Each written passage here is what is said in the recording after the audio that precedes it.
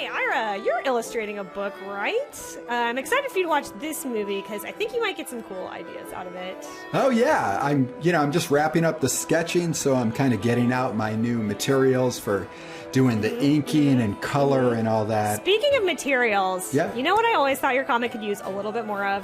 Gold leaf. Oh, well, I was using a digital tablet, so I guess I can, maybe I can just kind of pour it on after they print it out. I guess that could look fine. Oh, and you know what else would be cool? Yeah.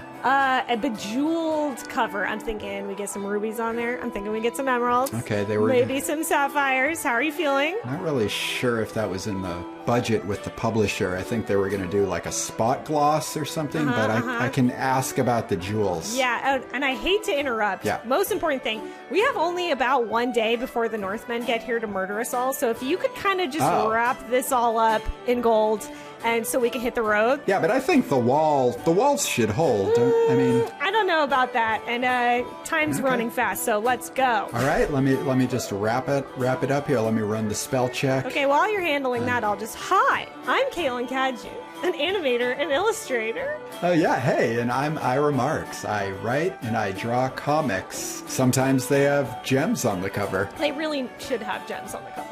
This is a podcast about cartoons where two lifelong artists and fans talk about the mysterious and magical process of bringing good cartoon stories to life. In today's episode, we're kicking off our series about the Irish animation studio Cartoon Saloon. Grab your quill and parchment and please join us as we illuminate their first film, Secret of Kells. Welcome to Cartoon Feelings.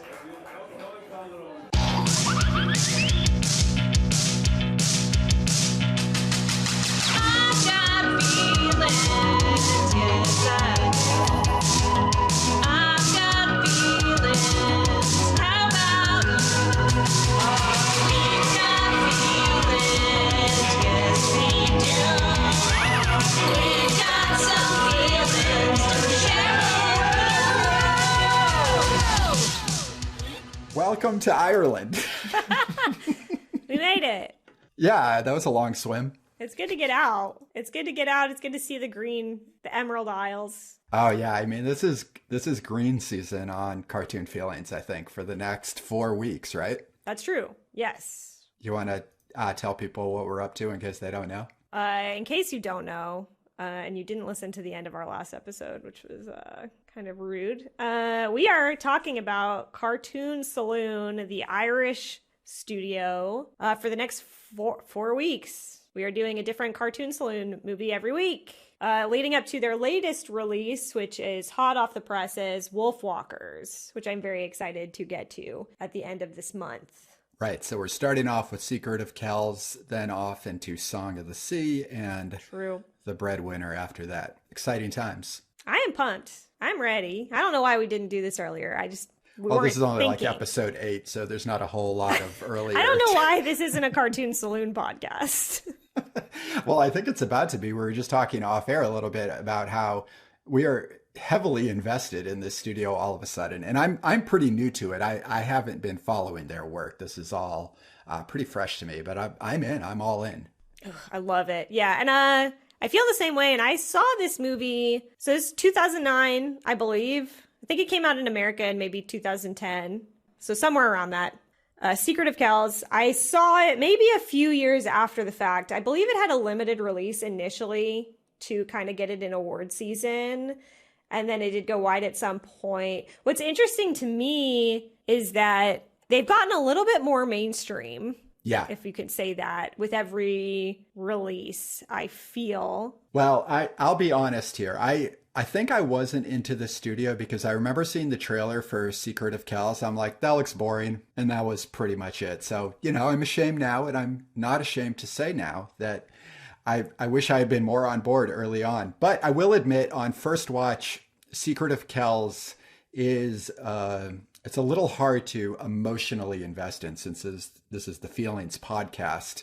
When you first proposed this idea, I'm like, oh, this is going to be a good conversation of a movie I don't get emotional about, which still remains kind of true, but I am emotionally invested on a lot of the other side of things, like the aesthetics side, as opposed to the character side. Yeah, and I'm excited for our conversation about all of this stuff. I do want to say that we've started kind of talking more and more about storytelling stuff as the podcast has gone on, which I'm really excited about. And we've had really good conversations about it already. But this one I'm excited for us to talk about because it feels challenging. It feels like a weird movie in terms of storytelling. Up until now, we've been very plot driven, like motivations, like da da da da da. And I feel like Cartoon Saloon kind of doesn't always rigidly adhere to those things. And especially this one in good and bad ways, possibly. Yeah. So I'm curious to see what we can kind of make of that. Yeah, we're going to make a lot out of this conversation about storytelling because it's just the things we're going to say will naturally, I feel, be very different than what we say about, for example, Incredibles or Incredibles 2. This asks you to look at cartoon storytelling in a very different way. And I'm excited to do this chronologically and also have not seen, I haven't seen a bunch of these movies yet. And watching them grow in a way that I feel like probably, like you were saying, they're a little more accessible. And I think that's because their style has adapted to be maybe a bit more soaking up some of like the Disney vibe a little bit in the way they just use visuals. But Secret of Kells is very authentic to like a very different style of cartoon narrative. Yeah, let's unpack that. But first, we have to do some of the most important stuff, like such as talking about its Rotten Tomatoes score, which was 90%. I don't want to break the chain. It's good to have numbers on a show. Just the one. We don't look at any other metrics. 90%, that's what you get when people are they like more what you're doing instead of what you actually made. It's not like any of these characters show up on t-shirts. Right? Yeah. Which it's is more like an appreciation for the art, that 90%. Yeah, I guess so. I don't know who he's, this is a meaningless number. We're just kind of including it at this point, I feel like, for the sake of a running gag. Because I don't know, like, how many reviews is this taking into account? Who were the critics? I don't know. Couldn't tell you. Didn't look at it. 90% though. Well, on another meaningless fact, because clearly we love facts so much, we just shame them as we bring them up. Nominated for Best Animated Feature at the 2010 Academy Awards. Another meaningless statistic. So did they just want to bring these guys in because they were doing something different? Did they actually like it? Who knows? Beats me. Couldn't tell you. It's barely feature length even, right? Isn't it like 78 minutes or something? It's an hour and 9 minutes. Okay. Do we want to talk about the studio first? Then we'll hop back to like the summary of the movie. Okay. So this is kind of our inception of this 4-week Cartoon Saloon-a-thon, or whatever we're going to call it. Maybe nothing. I don't know. Too late. Saloon-a-thon. It's Cartoon Saloon-a-thon. I want to talk a little bit, if we may, about the studio. And both you and I think, have run into not knowing that much about Cartoon Saloon. So I have been keeping up with their movies over the years, like more or less. I actually still haven't seen The Breadwinner yet, but I'm excited to watch that shortly. Mm-hmm. But I've seen Song of the Sea and I saw Wolfwalkers a couple of times at this point already. But I still don't know that much about the studio, and it's contrasting that with our previous conversations. There's so much like quote unquote rich history of like the Disney studio and Pixar. They have all this mythology about them. And I've read, full length books about the history of those studios. I don't have that for Cartoon Saloon. They obviously haven't been around as long either. There's just not that much of that type of information about them, which honestly makes them even more appealing to me as a studio, to not have this like, I don't know, personality cult kind of energy to them. Yeah, they have a very, to me, they feel more like because they started in 2009, you can kind of throw this word around, like they feel like kind of a hipster band to me. They're very of a region. They're still based out of Kilkenny, which apparently is a city, not a town. I actually read that in an interview about Wolfwalkers where it's like the population is really low, but technically it's a city, so we have to call it a city. Which might be mostly made up of the employees of Cartoon Saloon at this point. Very possible. I think they're up to around 300 or so people, which is pretty sizable. Yeah. But it's still, the people that began it are still the people in charge of it, right? You got Tom Moore. So, let me stop you here really quickly because one thing I wanted to say, I mean, Secret of Kells came out in 2009, but Cartoon Saloon actually started in 1999. But that is when the base idea of Secret of Kells was crafted. And then production just didn't happen until I think like 2005 or something. And then it, became a movie. Okay. Which is interesting. But Cartoon Saloon was started by Tom Moore, Nora Toomey, I think is how you pronounce her last name. I don't actually know. And I'm sorry if you do know, please correct me. That would be awesome. And Paul Young, who I don't know, but he is the CEO of Cartoon Saloon. It makes sense that this idea has been kind of ruminating with them because I don't know what it is about this movie, but it feels like an art school project because it's trying to teach you something more than it's trying to entertain, if that makes sense. Like it's very invested in being doing a lot of like reference to different types and styles and different eras of art more than it is trying to like create an iconic character to live forever in our imaginations. It's like they have something they want to say about their culture and where they're from. So it feels very artsy. Yes, I love that you said art school project because I didn't really think about it in that way, but you're totally right. And apparently the idea for Secret of Kells did come about when Tom Moore et al. Were in college and finishing up their university program.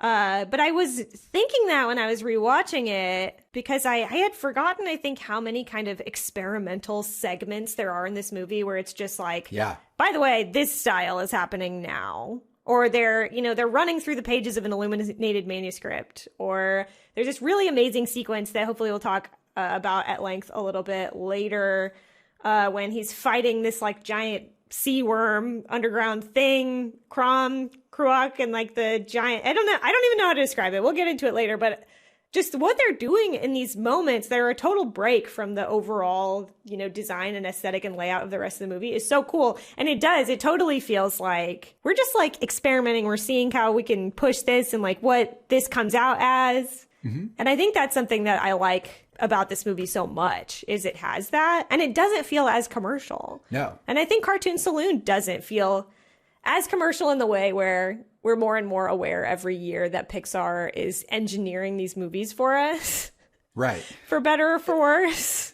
Yeah, totally. Well, they kind of grew up as a studio earning their way to this project, whereas like something like Pixar, they're able to just experiment and indulge one project. But Cartoon Saloon, I assume, if you look at their site and their output during like that first 10 years or so, it's a lot of commercial work or like kind of music video or experimental shorts and stuff like that. So it's like they're definitely building a reputation for themselves before they're able to put together this original passion project and turn it into, a full-length feature and present it in a theater instead of just, dumping it on whatever, young YouTube era.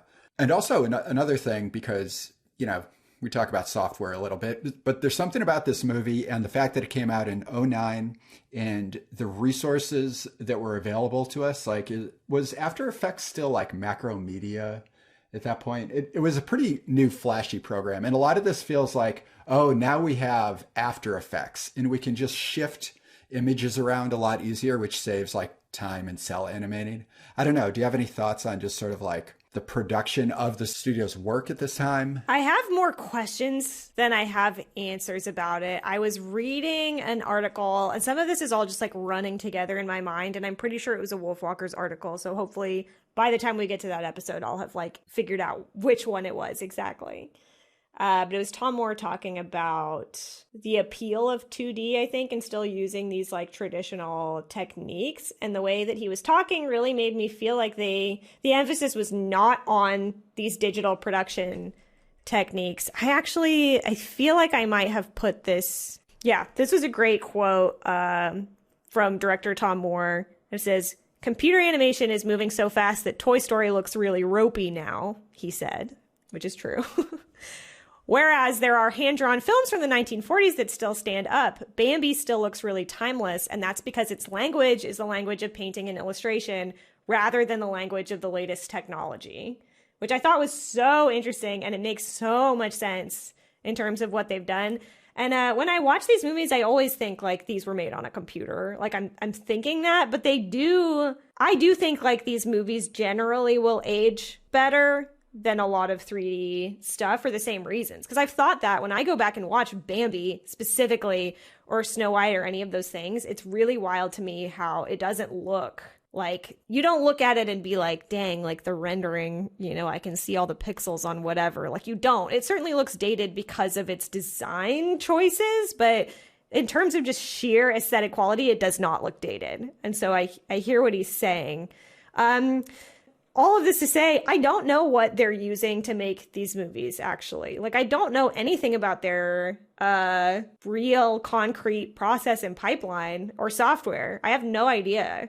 But I do think that their overall sensibility, kind of like leaning into that illustrative aesthetic and trying to make it feel more timeless, does them a lot of credit. I don't know. I don't know if After Effects comes into this at all. But there are segments, especially in Secret of Kells, that look a little bit dated to me now. Mm-hmm. So there is that. And like if you look at all their movies as we'll go through this whole series, getting up to Wolfwalkers, it's really wild. The visual progression they've also made as a studio in the meantime, knowing that this whole like kind of ethos of, you know, using painting and illustration is their kind of North Star. That's just very interesting. So I guess I'll just say the thing about Cartoon Saloon, you know, knowing that we don't know that much about, you know, the inner workings of the studio or its like celebrity directors or anything like that necessarily, is that there's a pretty obvious through line to a lot of their work. It's very Irish. It's very mythological. And at least in a couple of their movies, they do this really interesting thing where they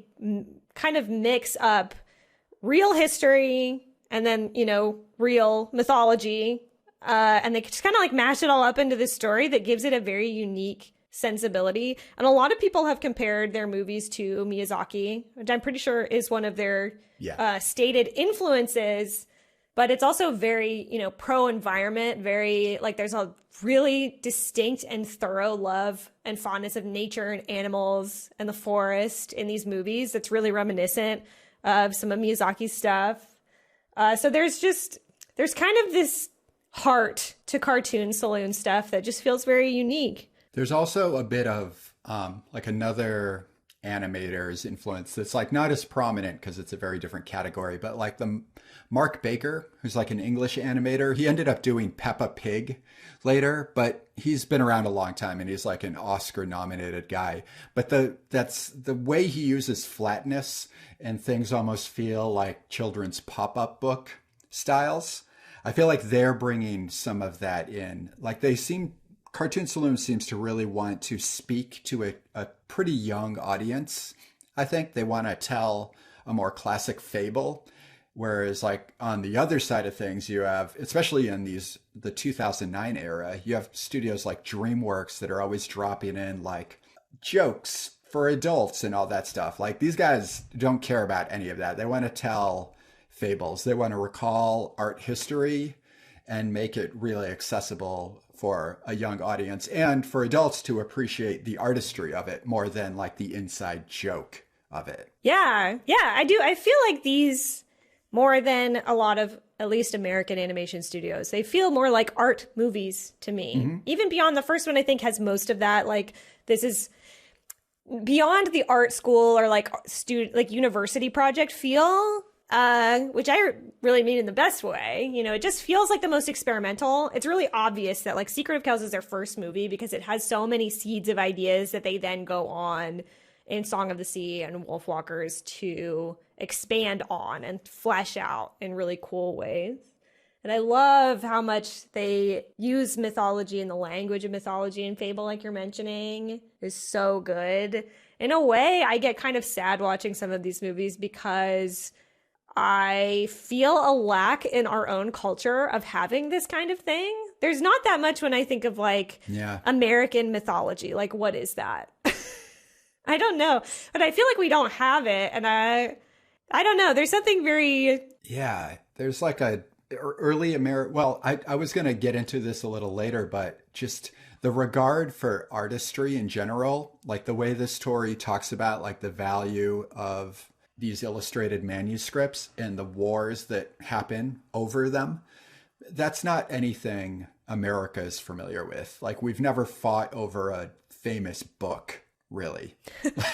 Like, America doesn't care about literacy in these ways because we just haven't been around long enough for the book to be of like that deep value or, you know, early symbolic language. We just don't have these things in our DNA. We have like the Wild West, which is like a time of ignorance and violence. And that's what, yeah, like It made no art. There are really. certainly artistic, like, or American, you know, things that I guess you could point to and say, like, this is the mythology of America, but it's not stuff that I look upon very favorably. It's all like colonial, like, right. you know, things that I'm just like, this feels empty. It doesn't feel, you know, rich to me. I have a sadness because of that. And these movies make me think of that. Yeah, it's like our country is too new to really have things aged enough to be myth. And right? not only that, but I mean, we did, like, Native American cultures have, you know, plenty of like wonderful culture and history. And it's like not our, like, it's just, America has so many problems. Ireland has, you know, not the same problems, I guess. There are, like, Wolfwalkers has a whole storyline that kind of directly confronts like the, you know, British presence in Ireland and, you know, historical, like, they definitely reckon with some of that. Mm-hmm. It's just cool to see how much love that these movies, the studio has for like the history of Ireland and like kind of the native cultures and their stories. And it's honestly really cool and kind of interesting to see it put side by side with Christianity and Christian imagery and not even having them clash necessarily, because there is definitely some of that too. There's sometimes there's the Christian people in the movies who are like, you know, that's made up, like these creatures don't exist, but they obviously do in the reality of the film. Like, yes, there's like fairies in the woods or whatever.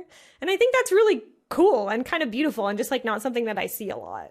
No, and I was just reading a couple reviews about this movie at its time. And, you know, like I'm really trying to think about this in the context of like when this came out and the types of things people did. Like 10 years ago, a little more than 10 years ago, feels a bit of a lifetime away just based on the last like 4 years or so of American history, like the types of stories that we tell. Like I haven't seen Wolfwalkers yet, so I can't really speak to like what that is about, but I'm sure something like The Secret of Kells would not be made in this way today. It would be about different things. It wouldn't lean so deeply on the rich tapestry of like ancient storytelling. It would try to make the character of Brendan be a little more, I don't know, relatable or something like that. I just don't think people would make a movie like this quite the same way anymore. Who's to say? You're absolutely right in that I don't know what it was like in 2009. I've completely forgotten.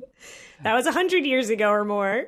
Okay, you want to give a little... Okay, so we're going to get into a little bit more about this movie specifically, Secret of Kells. So to give you a little, in a nutshell, synopsis, it takes place kind of in these remote Irish forests. There's this abbey that is mid-construction, being built out here, this perfectly circular structure, this really high wall.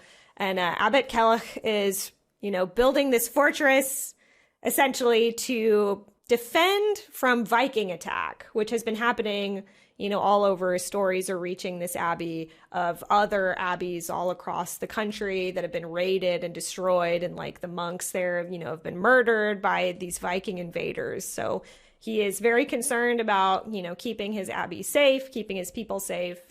And in the meantime, Brendan, who is the ostensible protagonist of this movie, is a young kid. And the abbot is his uncle. So Brendan is his nephew. And Brendan works in the scriptorium, which is where they're doing calligraphy, you know, illuminated manuscripts. That's something that comes up a lot in this movie and may or may not be the entire point, really. And things kind of change for everybody when this revered illuminator, Brother Aidan from Iona, arrives. And Iona is this abbey that was destroyed that he's from. And he fled and he's, you know, seeking refuge in Kells, which is the name of this monastery. And he befriends Brendan and they sort of start working together on this book, this illuminated manuscript, the Book of Kells, which is, you know, the 4 Gospels in one kind of gilded tome. And that's sort of the overall structure of the story. A lot of different stuff happens as well. It's almost hard to give a good summary because of the aforementioned kind of story weirdness, where this movie doesn't quite play by all of the rules. Yeah, it's not a typical adventure because of the meaning built into each of these scenes. Yeah, you're right. It's really hard to explain, which I think was something that put me off to it originally. I don't know if I just didn't want to think that hard about something when this came out. I don't know. I think it's genuinely challenging because it's sort of a quiet movie. And I do find it a little bit hard to sit still with this movie, but I don't hold it against the movie, really. It's just not very... It's not in your face. It's not like screaming for your attention. It's all sort of pleasant. And there's no, like, in my mind, really sharp, peaks. Mm-hmm. There's that one particular, the Crom Crux scene that I was thinking of that sort of has that, the darkness. But for the most part, things are just kind of pleasantly happening with the music. It's like very soothing. Right. It doesn't demand your attention. It like invites you in. I was thinking of it kind of like an ASMR movie in a way, because you do have to listen very closely. And if you're not from Ireland, there's a bit of like the challenge of listening through the accent of these characters. And it doesn't try at all really to fit in, like you're saying, this kind of world of American cartoon storytelling that's going on in 2009. It's like not big in your face, like you're saying. It wants you to meet it on its level. Like you get a lot of proper nouns and you get a lot of kind of Christian terminology right away. And you also get a place and a setting that's just not quite familiar if you're, speaking as like a young kid sitting down to watch this movie, because that's kind of the audience for it. It doesn't really help you in. It's hard to know where to start with the aesthetic of this because it's pulling from so many different places, right? If we start with animation, like you were saying, there's a very Miyazaki appreciation of nature going on. True. There's the kind of art movement of like Klimt compositional work going on in some of the compositions of scenes. And then further than that, there's like tributes to certain animation that's just not like mainstream in that Disney way. Like you were talking about kind of the appreciation of Disney's golden age. But then there's also the Richard Williams Thief and the Cobbler unfinished animation, which is like definitely playing a big role. Yeah. In the way this movie moves and uses backgrounds. I thought it was really cool when I read that they had taken a lot of inspiration from The Thief and the Cobbler, which, if you don't know, was this passion project by Richard Williams, who's kind of a renowned animator. He was like the sort of driving force behind Who Framed Roger Rabbit, among other things. And I think he worked on The Thief and the Cobbler for like 20 years and it never came to fruition, but you can find cuts of it online. And people have, like, the recobbled cut is one I've heard of where they insert a lot of the unfinished animation. But I thought it was so cool when I saw that was one of their like specific influences, because aesthetically it does make a lot of sense. Richard Williams's whole shtick kind of was like doing everything on ones, doing everything crazily detailed. It's kind of like an unrealistic amount of labor to do to accomplish his vision, I think, unfortunately.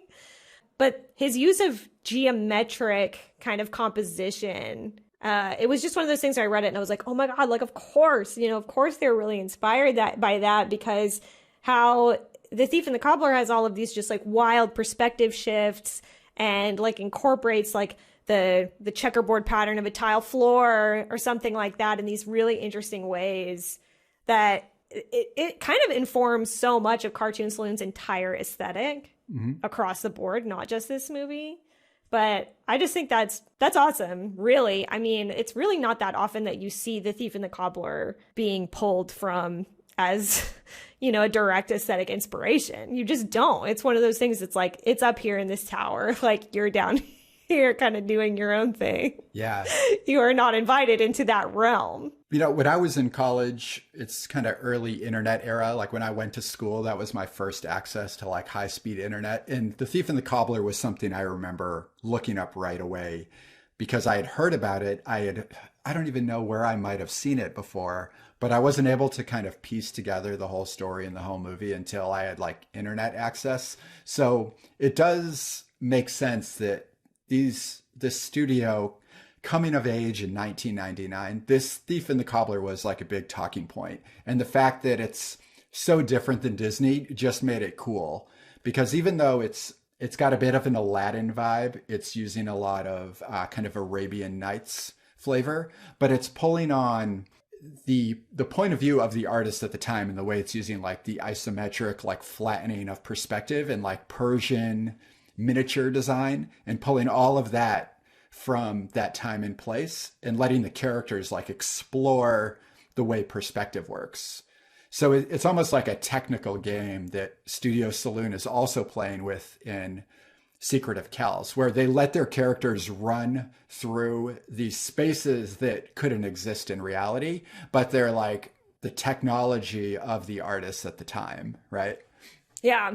It's just fun. It's like cartoon experimentation more than anything. I think the use of that type of perspective, or like a lack of perspective, and how they use these shapes compositionally is one of the most exciting things about the whole thing, like their studio, everything. Because it just gets cooler and cooler. And they are like Secret of Kells. We've said this so many times. You can tell that they're trying out new stuff that they haven't done before, and they're feeling it out and they're figuring it out. And as their movies have gone on, I really feel like they have perfected a lot of those, or found a lot more confidence in like this, visual language. We're using it in this way. And like, I'm just blown away by how they present things and how they use composition, and when they choose to use perspective and when they don't. Yeah, it's going to be interesting to talk about how that evolves and how it blends with other maybe clearer forms of narrative storytelling, and like giving in to maybe what an audience wants. This movie doesn't really give in a lot of ways. And part of it is just the fact, I think, that it's rooted in like what would be a fairly obscure piece of like art culture if you're a young, of course, I am mostly speaking of this from like, a Western American point of view. This would be different if you were in Ireland. I'm not there. So I'm saying the Book of Kells is like fairly obscure. Unless you actually care about books and art history, you're not going to really know too much about what the Book of Kells is, right? And that's the jumping off point for this whole thing. You have to be invested in this book right from the get-go. Or at least, to be totally honest with you, when I first sat down and watched this movie, like I wasn't really aware that was a real thing. Like I did not know that this was like about an actual artifact that existed in the world. Mm-hmm. And I sort of treated it as such, And I think there is more of a richness to the movie when you do know that it's based off, like, these abbeys existed and were real places. Did they look like this? Maybe not, Did the events go down in exactly this way?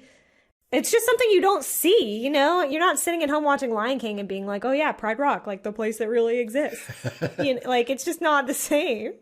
Right. Well, I think that's, Ireland being a smaller place and just sort of less represented in the world of art. Like imagine being a young animator growing up in Ireland, so far away from like Hollywood or even New York, like these places, touchstones of like creativity. They're doing their own thing, and they just sort of have to. I think they really, maybe just to survive as a studio, needed to embrace their own local storytelling. I'm just projecting here, but I'm just trying to figure out how you arrive at like really committing to like such an ambitious project when you're such a young studio, to not just be like, oh, let's talk about kids on skateboards, like something people would want to see. Like they're talking about their history. Well, and here's something. I don't have a conclusion here, but it's something I want to float that maybe we can both do some research into. I will preface this by saying, interestingly, I will note that as far as I can tell, according to wikipedia.org, every single Cartoon Saloon movie has not made its budget back. Oh, which is interesting. Very interesting to me. So, for example, just pulling from Wikipedia, budget for Secret of Kells, $8 million. Box office, $3.5 million. And I was like, huh? But knowing the history of animation, I guess that's not always so surprising. Song of the Sea, though, is the same situation. The budget was $7.5 million and the box office was $4.4 million.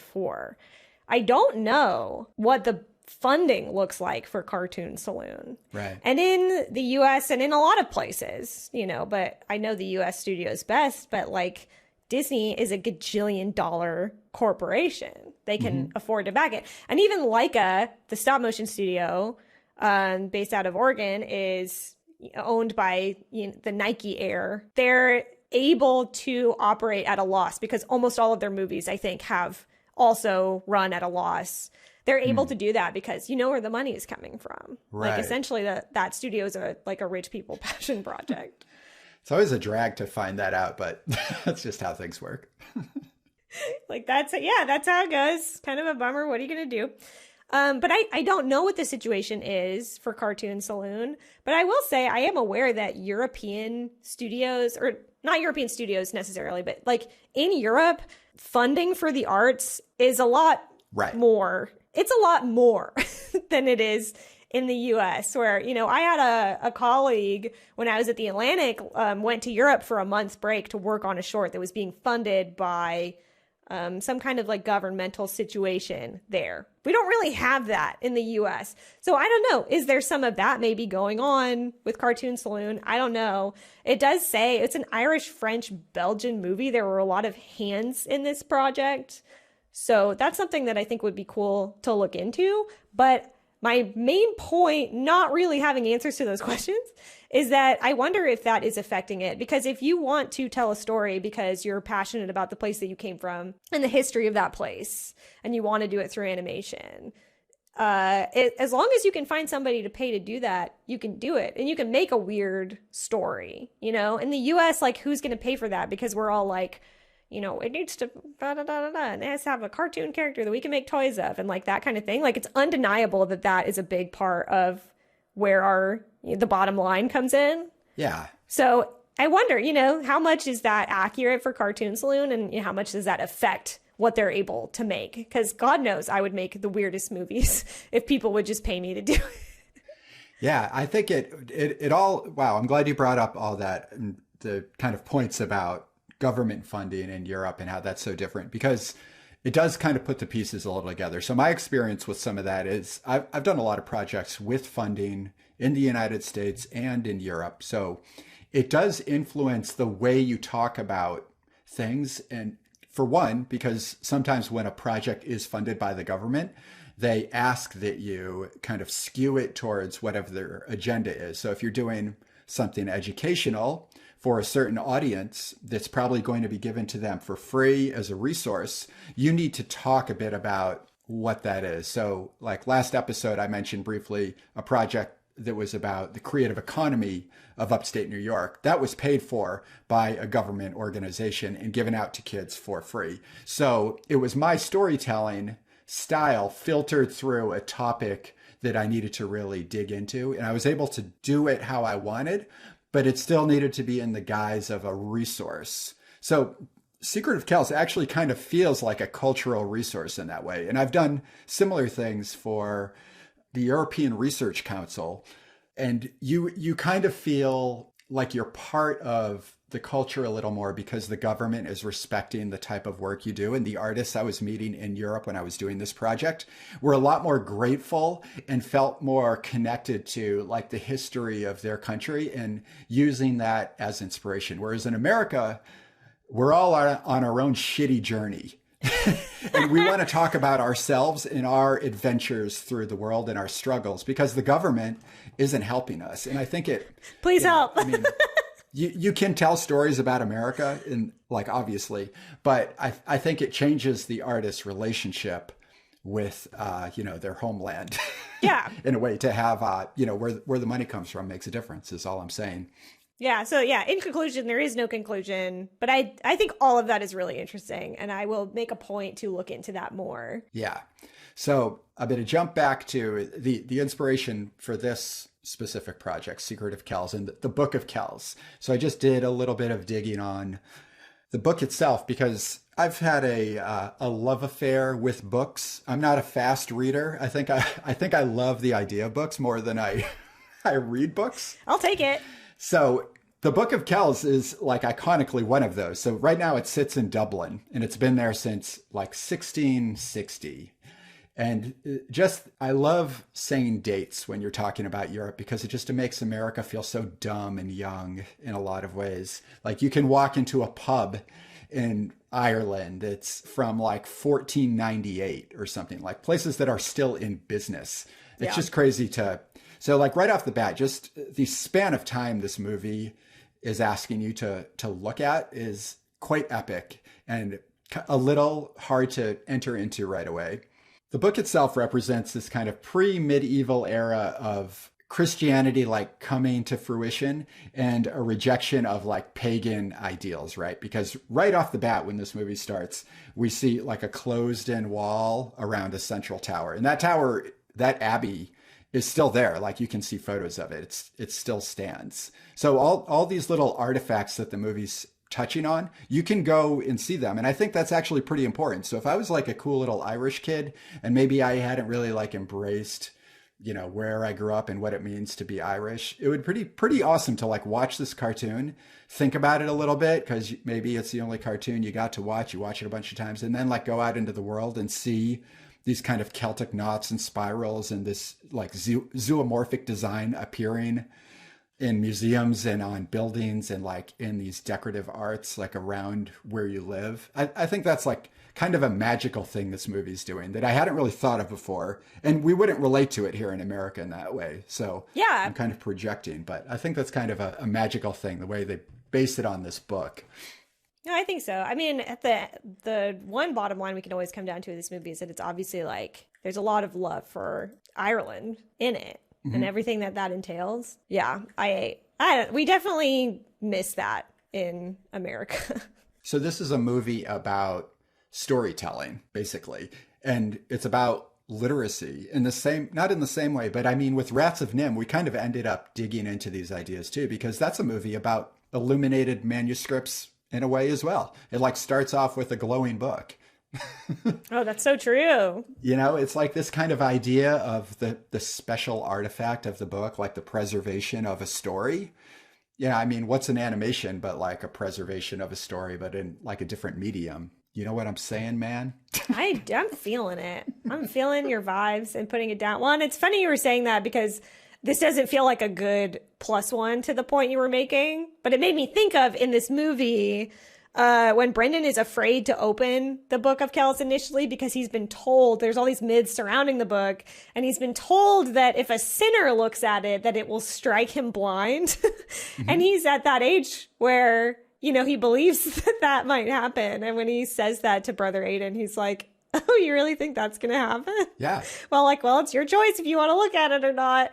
And it's just funny to me because it really is about the power of the story, to the point that there are stories about the story that make you afraid of how powerful the story is. Right. And it's also about like ignorance too, to believe that like this kind of line of magic and knowledge and wisdom, like all these points of like growth. Like Brendan is so young, he doesn't quite understand that a book won't kill you when you look at it. Not this one, at least. And who knows what those villagers think out around and like inside the walls of the abbey. I mean, how often have they gotten to gaze upon one of these illuminated manuscripts? Yeah, probably not. There's a really powerful moment at the end. It's right at the very end when you finally get to look inside the book. And the abbot is holding it in his hands, and it doesn't have its gilded cover anymore. And he just like opens it. And just in that moment, I was really struck by the weight of what it would mean to see something like that at the time. And now it's so easy to take that for granted in a way. I mean, I don't have an illuminated manuscript in my home or, anything like that. But you can see that imagery online, or you can see it in museums. Our quality of living, in this kind of like modern industrialized society is so great that we have magical artifacts all over that we don't appreciate anymore. But to see something like that in this time where your life really consists of not being on the internet because you don't have that, you're outside and you're working and you're doing stuff and you're living your life, like that would be vastly the most precious thing you would ever see, or maybe be fortunate enough to touch at the time. It's just really cool. It's just fascinating to me. Yeah, right. And again, it's another thing that's hard to relate to, because all these digital tools are clearly recalling the tools of these olden days. Like colors in a lot of ways still retain like their emotional value that they would have had in this time. But the thing that's missing is like the relationship to the natural world, which is like what this movie's all about. But I love looking at this movie a couple times over, the way the plot hinges on the production of a book, where you, like a part of the hero's journey of this boy is going out and finding the resources to like make ink for the book. And that's like the real process that would have gone through. So it's like you're really doing something. You're going on this like cool adventure, but you're doing it for the reasons that would have been essential to like making this story that you're living in. Also, it's just like a weird loop that the whole story's stuck in a loop. You're doing your job. This feels, I don't know if this is exactly the right time to insert this. Maybe it is. Maybe we're going to do it. But I saw some tweets recently, as one does. Yeah. By somebody who has actually worked on a Cartoon Saloon movie, who I've known from the internet for quite some time and is super cool and very talented. Evan McNamara, who was the Wolf Vision supervisor on Wolfwalkers. But he was tweeting the other day, I think too often animators fixate on what live action can't do, or the unreal, the fantastic, rather than depicting the sublime mundanity of life. And then in a follow-up tweet, he was like, yeah, like even having more incidental throwaway moments, like just tired of plot driving everything. Too many people read Saving the Cat and other screenwriting books, maybe. And what I'm taking from this and kind of applying to Secret of Kells and other stuff is that some of the plot weirdness that it feels like plot weirdness to us, I think, because we're so primed to be looking for that storytelling thing. And I know even in past episodes, even I specifically have been like, this is what I think makes a good story, like blah, blah, blah. But it's not, I always want to caveat when I say stuff like that, because I know you can't put like a one size fits all thing on anything. It's not valid. And I certainly can't, and I don't want to ever come across like I know the right way to do blah, blah, blah. It's something that I like a lot, and I'm not going back on anything I said. But I think things like this movie elude us initially, or maybe we hesitate initially and are like, is this boring? Or like, what? I don't think it is. It's just that like, instead of everything just happening and doing stuff and whatever, like one of the most pleasurable parts of this movie is them making the ink, or just looking at the book together and figuring out how to do that. And, there are just these sequences where Brendan and Aiden are hanging out, and Aiden is obviously kind of this like mentor to him and talking to him about the book. And like, they have this kind of playful relationship where Aiden is kind of like a funny older guy.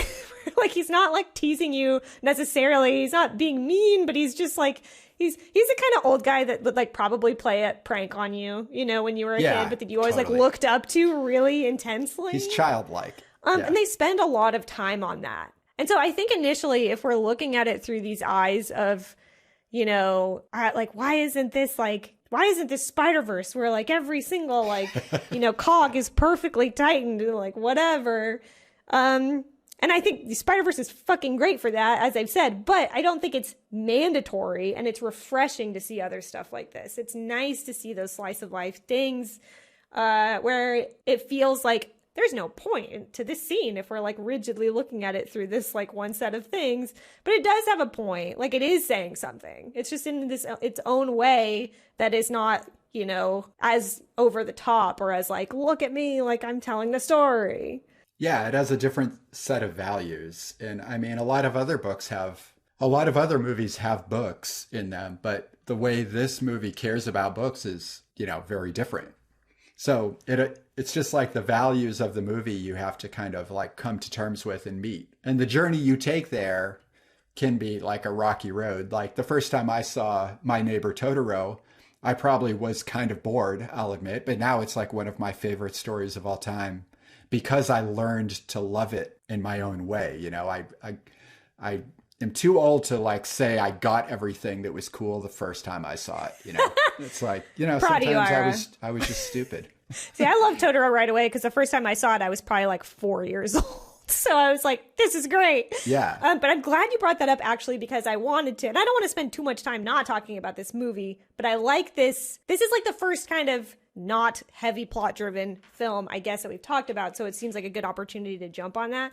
But I was thinking Kiki's Delivery Service, which I love so much. And I've always loved that movie. And I feel like I like it more every time I see it because it's like the ultimate movie where there's no bad guy in that movie. There's no antagonist. The antagonist is like burnout and feeling bad about yourself and like not knowing what to do next. And I feel like I get so much out of that story. It can be so encouraging at times to watch that. But there's so much of that movie that is like, she's helping an old lady, you know, make this pie for her, you know, granddaughter and stuff like that.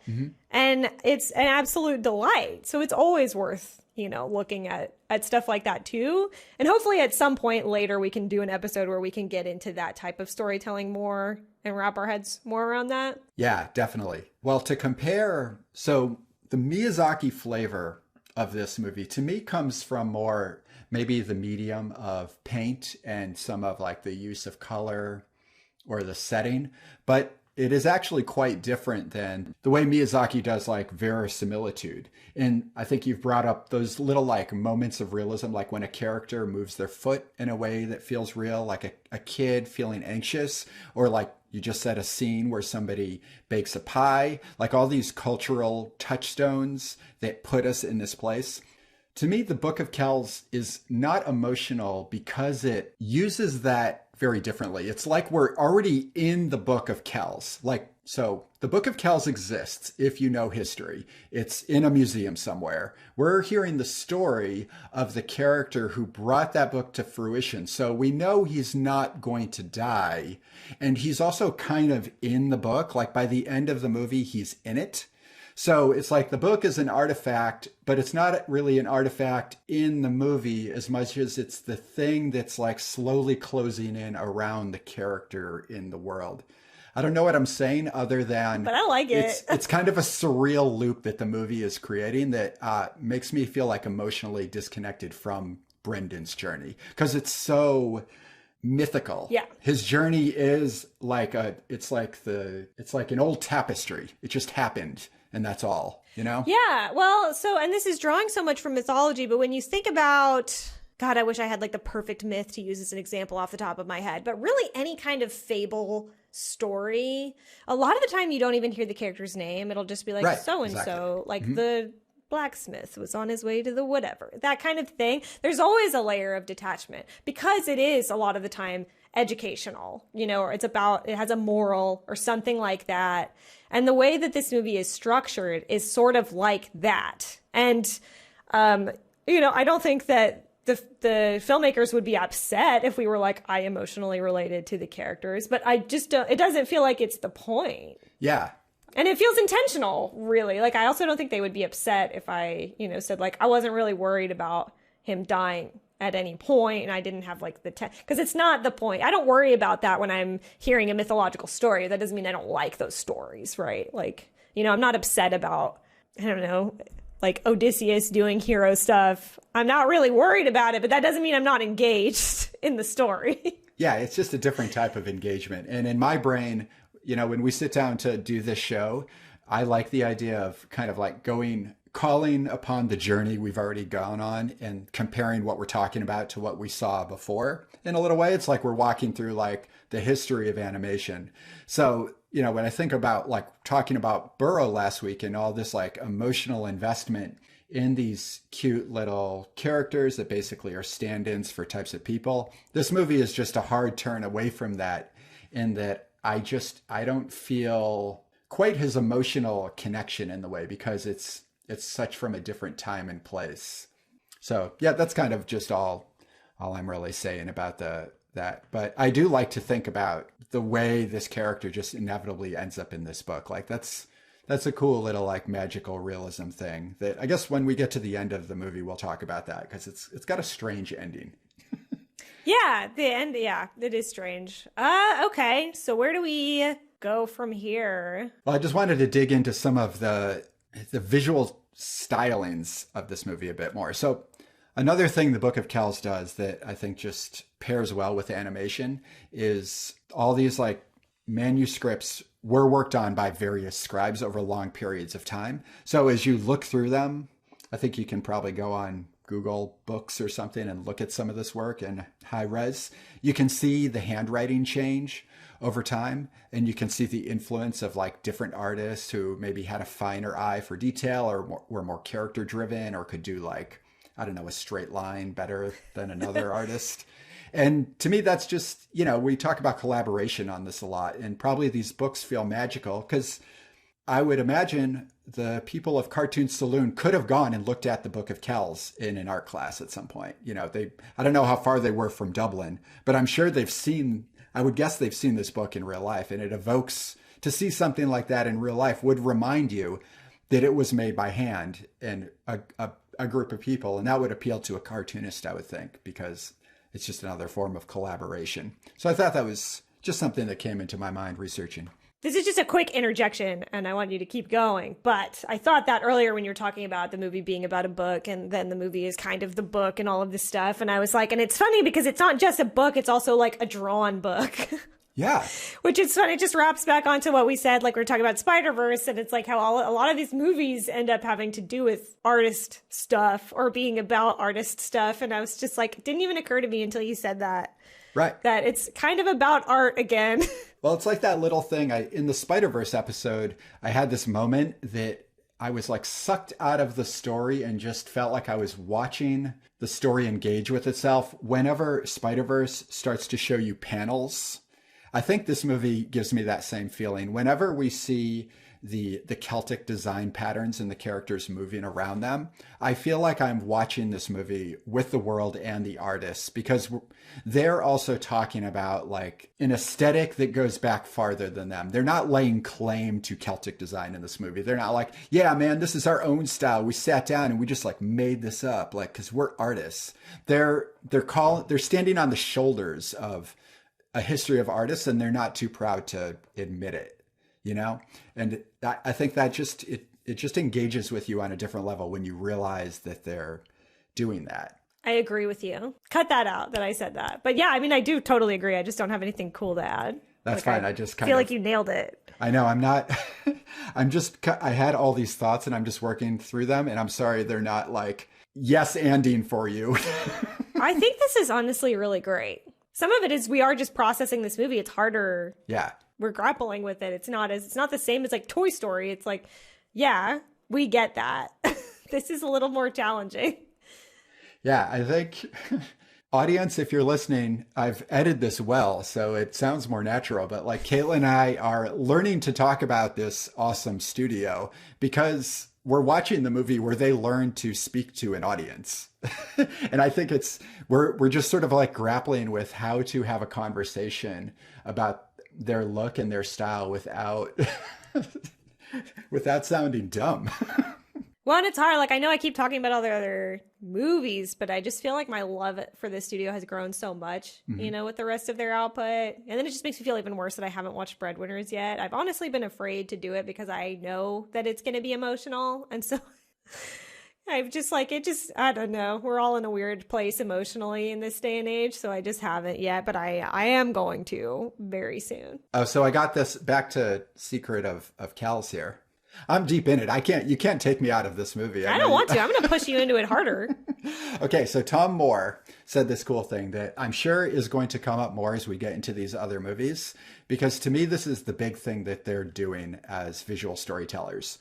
When the characters are safe and they're on like friendly levels of adventure where like Brendan is engaging with the characters that are helping him learn about his world, everything is flat and it's very Book of Kells-ish and Celtic, and it's safe.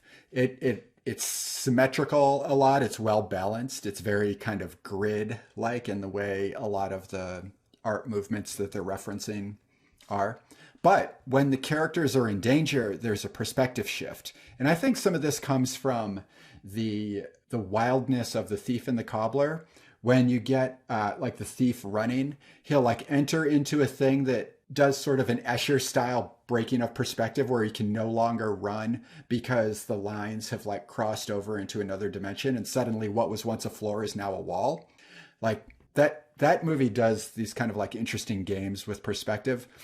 So Tom Moore is using perspective to say, okay, now our characters are in danger. We're looking at this at like a 3/4 turn. And it's once I heard that little interview and I went back and watched the movie, it becomes very interesting because you notice right away that when it's flat, it's safe. And when it's at an angle, it's dangerous, which is something I assume they pull from more when they get into the later movies, because it's such an interesting approach to dealing with like the ebbs and flows of narrative. Well, and it's cool. I hadn't seen that quote before. And then I saw it here in the notes, and then I watched the movie again, and it really jumped out at me, especially because it'll be so fleeting. There's like, you know, these long scenes where maybe something kind of scary is, you know, happening, and we're still in this flat perspective world. And then it'll be, you know, like a 2-second shot from that 3/4 angle. And it's just like, oh, wow. Like they don't break it very frequently. It is really interesting. And I haven't watched any of the other movies since I saw that quote. So I am really curious to keep an eye out for it.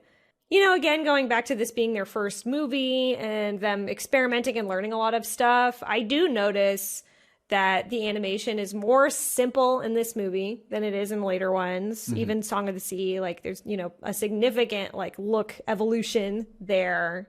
And so I wonder, you know, how much is it kind of technical stuff as well?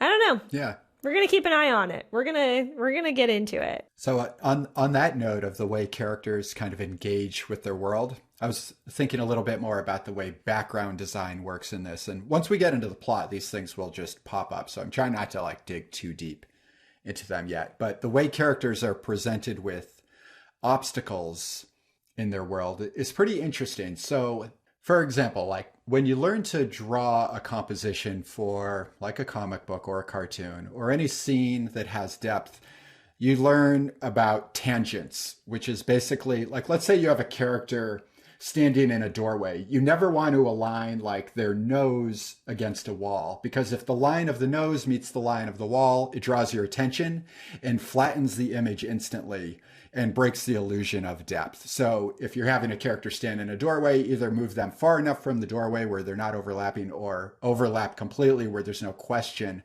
about two lines meeting. That's, in case you're not an artist and have never done that, that's kind of like the game of playing with tangents, because our brains want to align these things because they're pretty pleasing.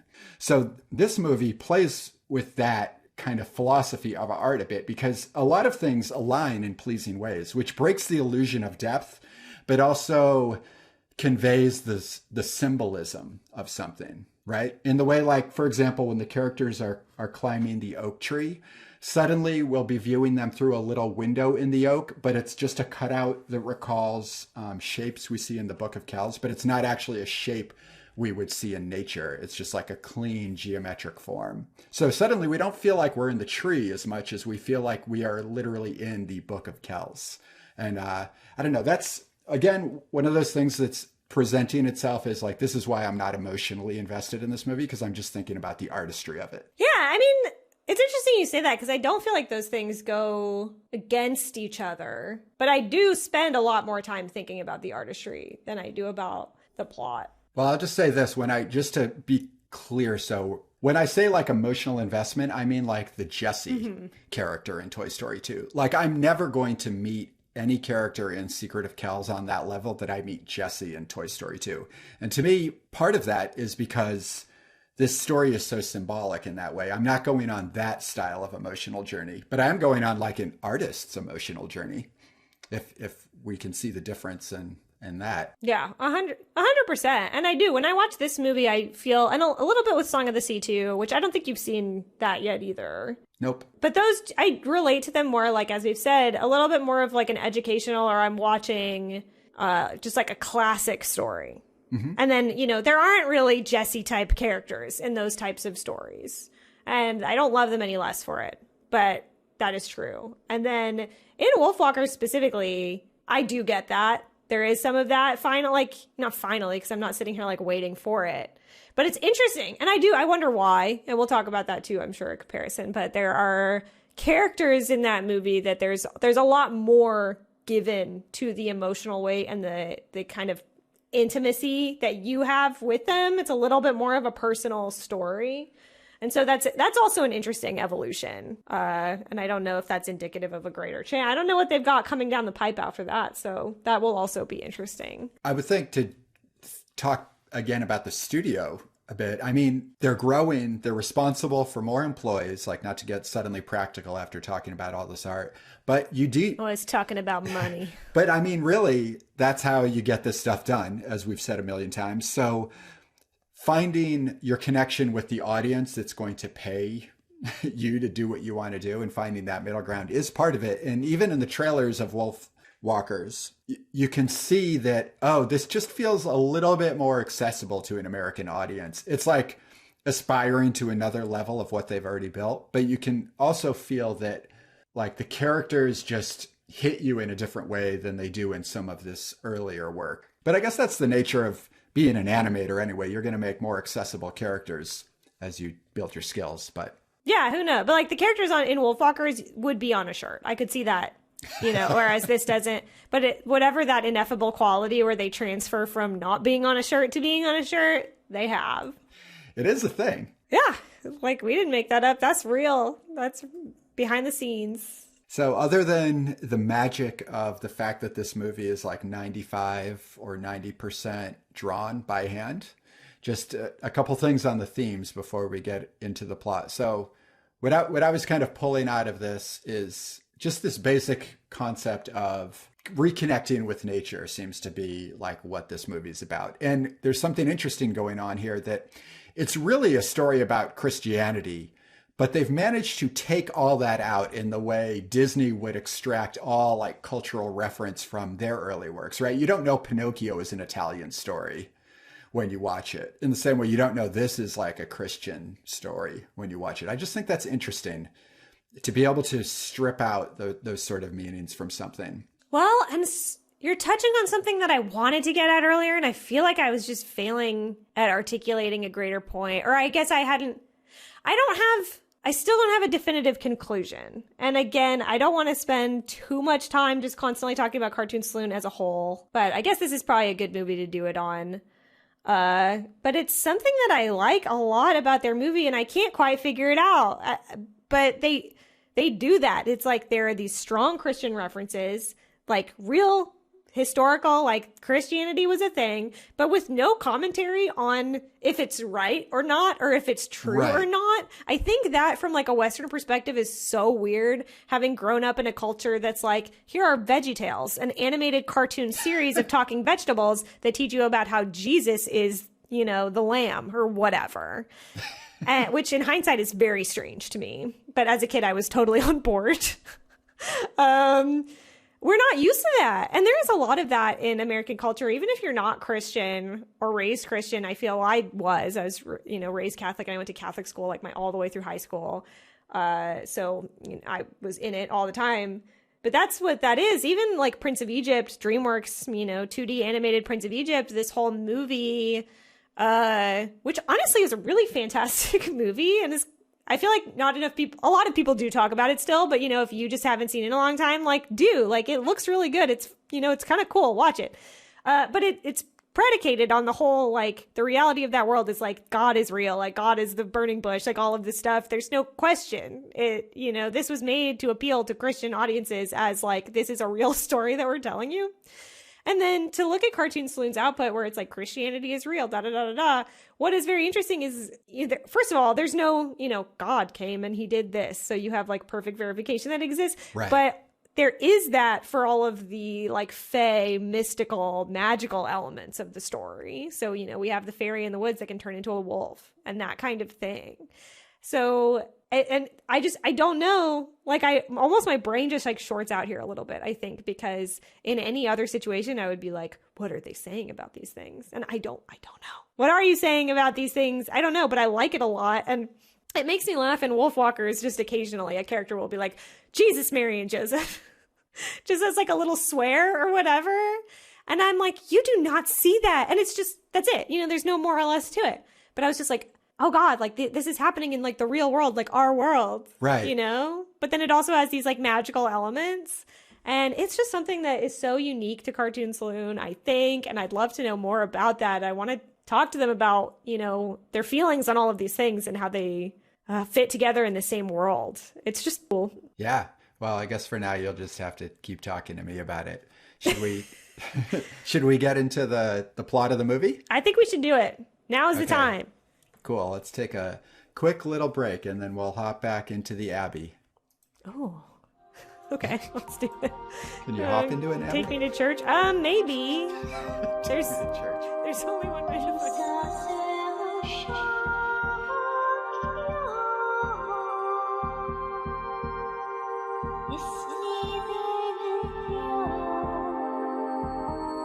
Want to get into this movie, start taking a closer look with the eye of, what is it, column kill? Yeah. The glass eyeball that I have here. Yeah, the cute little eye. I definitely have. Yeah, let's tune that crystal eye to the Secret of Kells. So like, like any good fantasy story, we get a little bit of mythology that to set us in to the world. So this movie begins in a storm, and we're looking at the devastation of the island of Iona. This is one of those things only on a rewatch are you going to see how this scene really fits into the bigger picture, which is a fun move with, I feel like, fantasy storytelling, is to kind of present a little myth at the top just to set the mystery of the world, right? You're quite right, but I do want to say, and this is me applying my cold, hard Western sensibilities to this. Whoa. But in hindsight, what she's saying, this narration is being delivered by a character that we meet later in the movie, who's this fairy character. She's talking about, I've seen all of this stuff. I've seen, good things and I've seen bad things. And I've also seen this book that turned darkness into light. And that's a thing. You have the Book of Kells and, the Secret of Kells comes up on the screen. But I don't exactly know what she's talking about. Yeah, I was reading the quote over. Like, even now, I don't. So she literally says, I lived through many ages through the eyes of salmon, deer, and wolf. I have seen the Northmen invading Ireland, destroying all in search of gold. I've seen suffering in the darkness, yet I have seen beauty thrive in the most fragile of places. I have seen the book that turned darkness into light. Well, and I think it's just, I like the first part a lot because I always like this sort of background noise in this movie and other Cartoon Saloon movies about kind of the ancientness of the world and how it's aware and watching and, seeing things. And so I like that. And I don't really need it to add up to anything. It just, like, what does the book mean to this character? And I don't know. And they don't ever really say.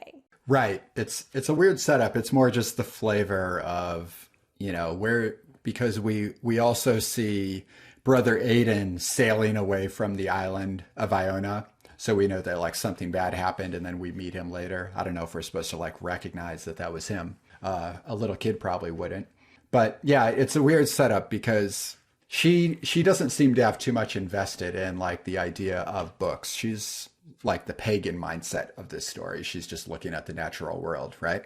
Yeah, I think that's something like there is no conclusion that we can reach here. And we've sort of touched on it previously. I think that's something that's interesting to me, though, is the juxtaposition of those two elements, the Christian and the pagan, and what their relation is to each other. And even in this, it's not clear. I don't even dislike that. Sort of just calling it out and drawing attention to it because it's intriguing to me. To me, it's a little like, I don't know, it's like maybe the changing of the guard type of thing in...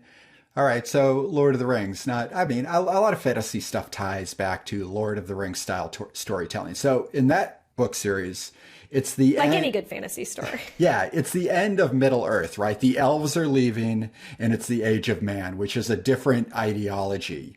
And the whole series starts with Kate Blanchett. I don't remember the character's name. Kate Blanchett. Galadriel. Yeah, Galadriel.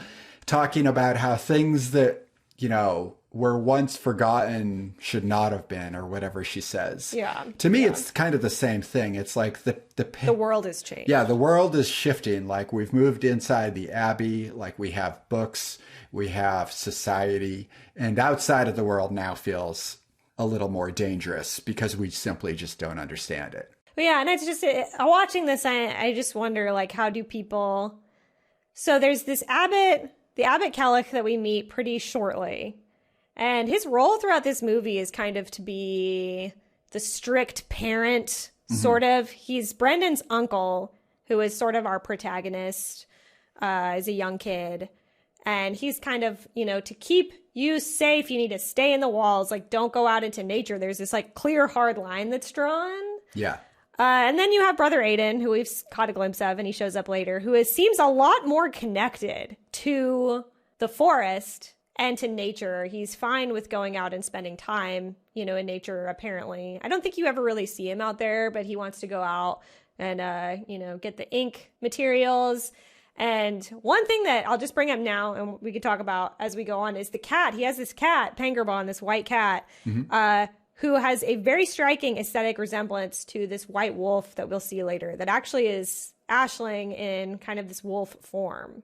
And it just draws such a hard visual connection between those two. Yeah. Which is really interesting because Brother Aiden is also the one who is like, I need to make the Book of Kells, like this like Christian gospel, you know? So like, what is this connection? Because it's just very interesting and not something that I'm used to seeing is like, can, you know, this Christianity, this movement of Christianity coexist with the pagan world and like be comfortable alongside them?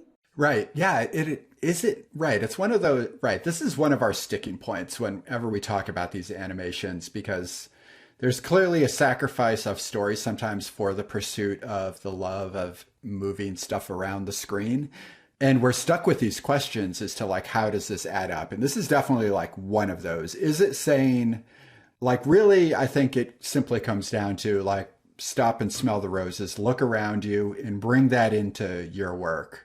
Make sure you go outside every once in a while. I mean, if you want to take it as like a simple children's story, it kind of is simply getting at that. But if you put it in the context of the real world and you talk about how this is the beginning of Christianity and the end of, you know, paganism, then what is the place of those old beliefs? Like, is this movie saying there's room for both, or do we even call them by those names anymore?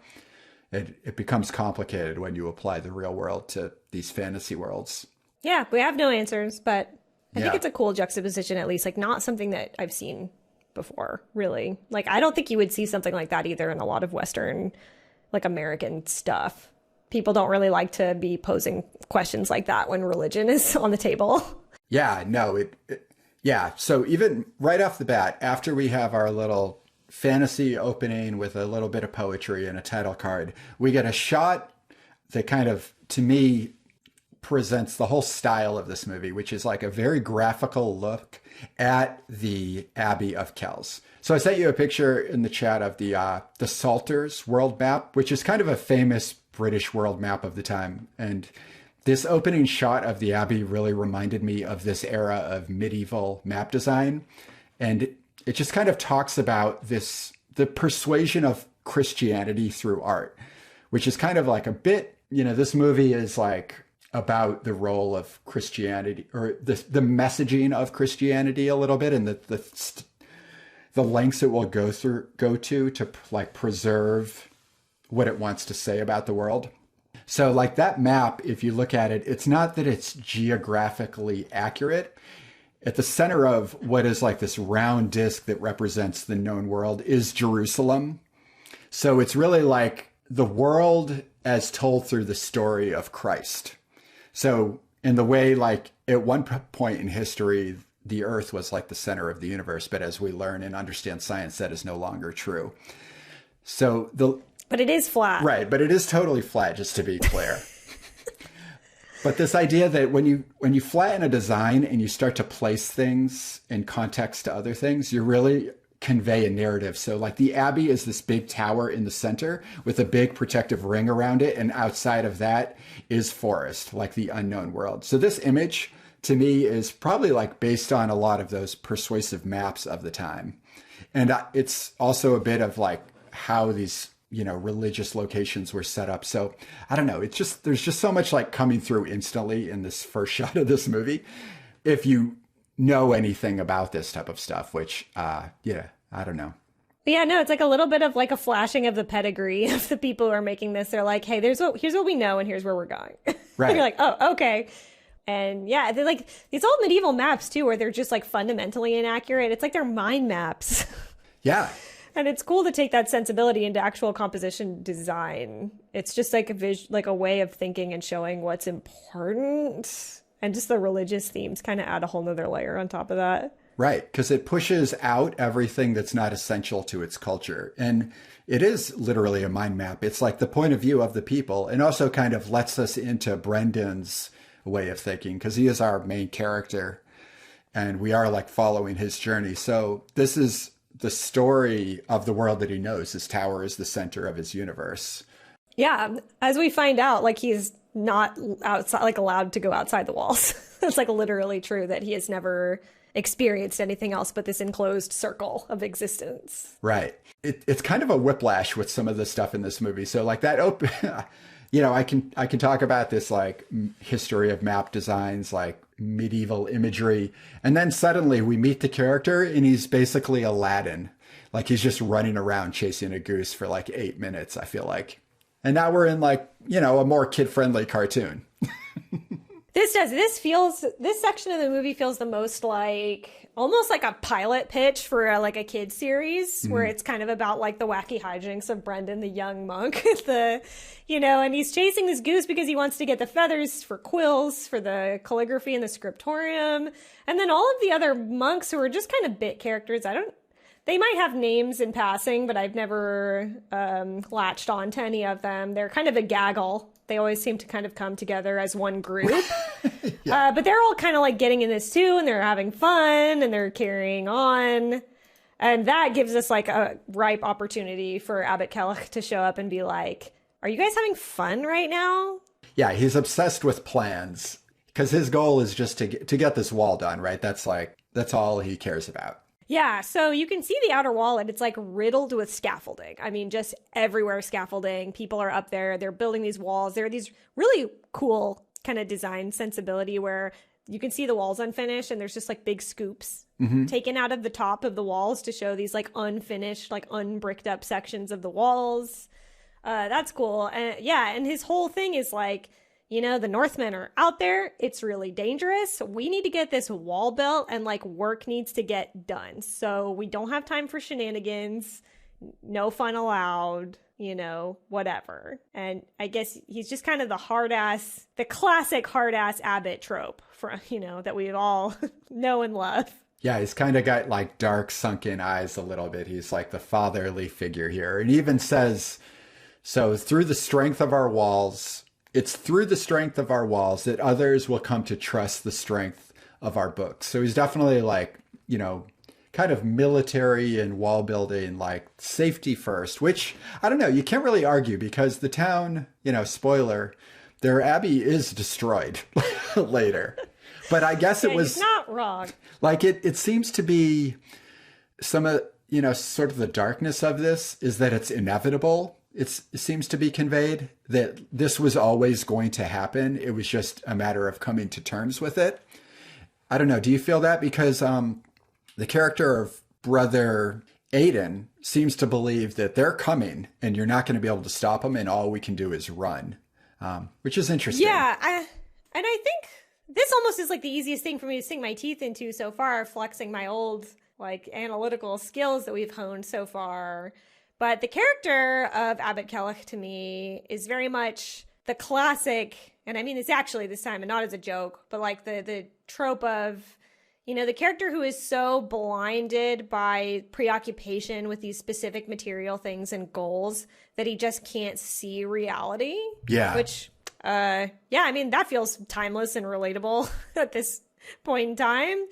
And that he's so sure that if he just sticks to this plan rigidly with no deviation, that it will work. When in reality, what he probably needed to do was say, we're not going to have this wall finished in time and it's not going to hold up. And, if we get attacked, we need to leave. And it's this blind faith in something with no, reason to believe that it's going to work out. And Brother Aiden shows up and is like, I've seen them. They killed all of the monks at Iona where I escaped, in the nick of time. Like, we need to go because they are going to come here and you're not going to be able to keep them out. And so, against this kind of eyewitness account of what's coming, for him to rigidly adhere to, stay in the walls, it's for your own good, like, da-da-da-da-da. that ends up kind of being his downfall. And interestingly, it really only hurts him in terms of like the major players of the characters, because when they are attacked at the end of the movie, he is critically injured. Right. And Aiden and Brendan make it away. They actually escape unharmed. Mm-hmm. So it's kind of interesting actually to see him specifically receive a comeuppance for that error in judgment. Right. He's the only character who he's a little redeemed at the end too, right? He is regretful, and we do learn a little bit about him, that he's got a history as a scribe or an illuminator. I don't remember which one. I think an illuminator they call him. But he does have that backstory, and eventually he excelled to no longer be a brother. Now he's the abbot. And, you know, I guess maybe it's kind of the burden of responsibility we're seeing with him. Like, he does have to make a hard choice of, we're going to set up shop here and we have to commit to that. Otherwise, you know, what are we? Like, are we just a roaming band of people? So you kind of like see his trouble, you know, I mean, it's nice to be able to work on books all day as like a comic artist myself. But if I ever had to make a choice about like, okay, I'm going to protect this group of people, I'm like, I don't know how good I would be at that either. Yeah, it is. That's a totally different mindset. I don't know. And it's really interesting that you're saying all of this, and it didn't occur to me before, and I never thought of him as having a history as an illuminator. They say it briefly. Yeah. Okay, yeah, like I just never retained that. I guess I always see him as kind of who he is when you see him in the movie. But a little bit later into the movie, still kind of towards the beginning, he is talking to Brendan in the privacy of his kind of chambers at the top of the tower. And it's really interesting because that room is covered wall to wall in drawings. Mm-hmm. And a lot of them look like architectural drawings and engineering and plans for the wall and stuff like that. But he also has like a whole map drawn on the floor that is, you know, the circle of the abbey with the tower in the center and all of this. And so you get a little look into his mindset, like not only from, you know, that he has spent all of this time drawing. So he's using those skills that he had, but he's using them for this specific application now. But it's also so lonely and isolated up here. Like his failing is just being in his own head only and just rattling around in there just by himself, so fixated on these things. It's like a very austere room. It's like dark and it's blue and just like grim and it's kind of sad. And there's one tiny window of light coming in. Like, you know, the window is as narrow as it could possibly be and still exist. And all of it is just kind of like, this dude's narrow focus and like self-isolation is not good. Yeah, he's a bit too much of an engineer, and he needs to like embrace his, I don't know, his creative whimsy a little more, but he just can't. There's no time in the day. Yeah, he needs to go outside. Like he needs to go outside and like be in the forest and be in the woods and be amongst the people. So all of this, the abbot's, you know, whole hang up here, it's all being projected onto poor little Brendan, who's he's a 12-year-old boy. He's just soaking up everything around him. And, you know, what he's taking in is that the world outside the wall is scary. Inside is the best thing, you know, you could do. And but at the same time, he's also getting a little bit of, you know, the call of the wild. There's a point where I think he's up on the scaffolding when he's chasing the goose because they're trying to get the feathers to, you know, do their writing with. And he looks out through a small opening and he hears a voice out in the woods, which is something you see in these type of stories a lot. That kind of like the spirit of the woods, like calling to a character to reconnect, because this is going to be the thing that saves you in the end, is your connection with this natural world. Yeah. So all through this, the gaggle of scribes, they're all yearning for a master, right? They can do the work, but they don't have that master illuminator. And that's who Brother Aiden swings into just in the nick of time to save the day, right? He shows up from Iona, a refugee basically from that island, which even historically, this is a real place. This is where they say the Book of Kells truly was begun. And then the people escaped with the manuscript pages, and then it ended up in the abbey. And, you know, there's like hazy history as to like what was written where, but this is like true history. This isn't like a made up place, which is pretty cool. Yeah, I love that. Yeah. So Brother Aiden arrives, and they're kind of talking about him beforehand, which is cool because they're really setting you up for like how cool books are, basically. They're like saying, oh, to look upon his work is to like gaze upon heaven. It's all like religious, they believe in that book. Yeah, I want to say too, this is probably, I guess, the first part in this movie that has that sort of like experimental pivot into a new aesthetic, and they do this, throughout a few times. And this is a convention that I feel like Cartoon Saloon uses a lot, but to denote that what is happening is a flashback or an alternate perspective, they have this frame around the image that is drawn kind of in this vague style of the movie with like iconography that you see throughout. And but I love this whole thing. It's like this little story within a story where the monks are talking about like Call 'em Kill and the Book of Iona and Aiden, all this stuff. And so like Call 'em Kill is not a character that shows up in the movie, but he is not the true progenitor of this artifact, but he had this artifact. He was famed to have this eye, this crystal eye, or his third eye that apparently made him so amazing at being an illuminator. He had this like magic quality that just made him so perfect at this. And one of them is like, no, he had a third arm, like a third hand, and they're like, no, that's dumb, like it was a third eye, you rube. And they talk about Brother Aiden and how great he is. And they say, his writing glows off the page. And if sinners like look upon it, they're blinded. And they have this little animation of like a little demon or something like looking at the book. Like it actually gets kind of comically cartoonish here at parts, where the demon like flies off screen, and then there's little like automatopoeia, like bang, like text comes up, but in kind of like a vaguely gothic style. And it's just, it's really cool to see that the aesthetic is totally different here. I think it's doing a lot of exposition, and I think that's probably a bit of why they lighten the mood so much, because they're really teaching you a lot. Again, I like to think about these things from like the viewpoint of like a kid watching this for the first time, and to talk about this idea of like enhanced perception of like the concept of the third eye is quite advanced, and they just have to do it in this really charming way. Otherwise it's going to be too confusing. Well, and it just reminds me again of when we were talking about Watership Down and how it's kind of a mythic sort of a story, but then it has all these little moments of myth in it.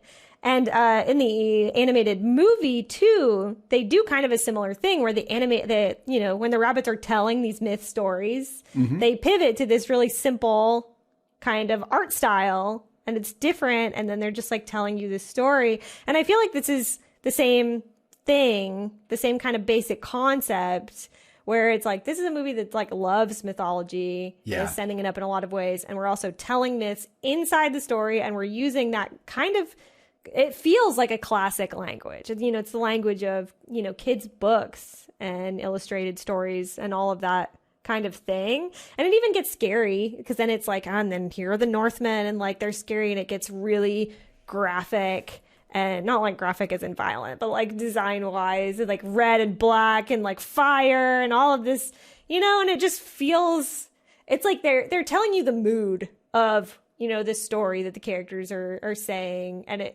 really evokes that, somebody telling you a story about something happening in the world and using these like simplified art styles to convey the essence of that. Yeah, they're like almost like glyphs, right? They feel like they could be on a cave wall or something. They're just the most simplified archetype of like a type of evil. And they also kind of seem to be from Brendan's point of view a little bit, because we see the symbol of the Crom eye as it's the kind of like pentagram-ish looking star, like starburst shape. Yeah. That seems to be like flashing through his vision. Like it might be the very first shot we see in the movie is that shape. Yeah. And for some reason, this is in Brendan's mind already, because it seems to keep like flashing before his eyes. And then when he encounters it, he's like, oh, this was my destiny all along. But in this little flashback where we see Iona, it's on the sun. Yeah. And it's in like when it turns into the crescent moon, it's still there. And then he sees the Northmen's, the headpieces on their boats as actual dragons instead of just carvings. So it's just sort of like the naivety of youth is kind of being portrayed in some of this as well. And this is something I want to note here now because it's the first instance of it. And I think is interesting, and I'm almost a little confused by it. But the Northmen as characters are portrayed as very dehumanized. Yeah. Like they're basically just monsters. And it's almost uncomfortable in a way because you know that those are real people. But I understand using that as kind of a shorthand because they're perpetuating horrors to the native, you know, that they're invading these lands, like killing the people. So, you know, obviously if you are a monk in Iona and it gets burned down, you're probably going to feel that way about them. Yeah. But the first time you see them is in this flashback and they're literally like very scratchy and rough. They're just outlines with, you know, horned helmets. And they're just kind of dark demonic shapes, but they never really become more than that. You see them later and they don't talk. They sort of growl like beasts or something like that. You know, sometimes they'll say gold, you know, they're like gold zombies or something. It's just an interesting way to show them. And they're the closest thing to an antagonist in this movie. Yeah. And you know why I think they have to do that? Because if this is set in if this is reflecting on a real piece of Irish history, that then implies that the enemies in this are in turn real people, which is simply just another culture from another place. And to give them the identity of another people is a little risky. You know what I mean? Like if they were to like turn Norse mythology into like the evil counterpart of their mythology, then what happens when you show this movie in that part of the world? Like, what does it say? You know, not that what the characters aren't doing is bad, like it's wrong, but I wonder if it's some of that. You just have to cartoonify these villains enough where they're not actually representative of anything. Otherwise it gets like problematic, right? Right. But that's like, I'm wondering, and I don't have any definitive anything to draw on for this either, but I'm wondering, you know, if you are from like one of those countries, like a Viking country or whatever, are you watching this and being offended because you're like, we're not like, you know, terrorists who like, but maybe, I don't know enough about it. It's interesting. It's not something either that you see a lot, I feel like, with evil human, just like villain characters. Like usually at least, you know, the Disney school of thought or whatever is they're, you know, the same, but they're just eviler. They're a little more like smarmy or sneery or just like, or mustache twirlingly evil, but like you see their eyes and their face and their mouths. And even in this, you don't see any of that. They're like the monsters from The Village or whatever. Right. Like they're just like these hulking kind of spooky shapes with like flashing eyes. It's just an interesting... It's either you do that or you create a specific character to embody evil, right? You can't just have a whole like culture be evil. Yeah, because I'm thinking kind of this Mulan they named as kind of one of their visual inspiration, or I don't know if it was visual inspiration, but an inspiration to the filmmakers when they came up with this idea for Secret of Kells.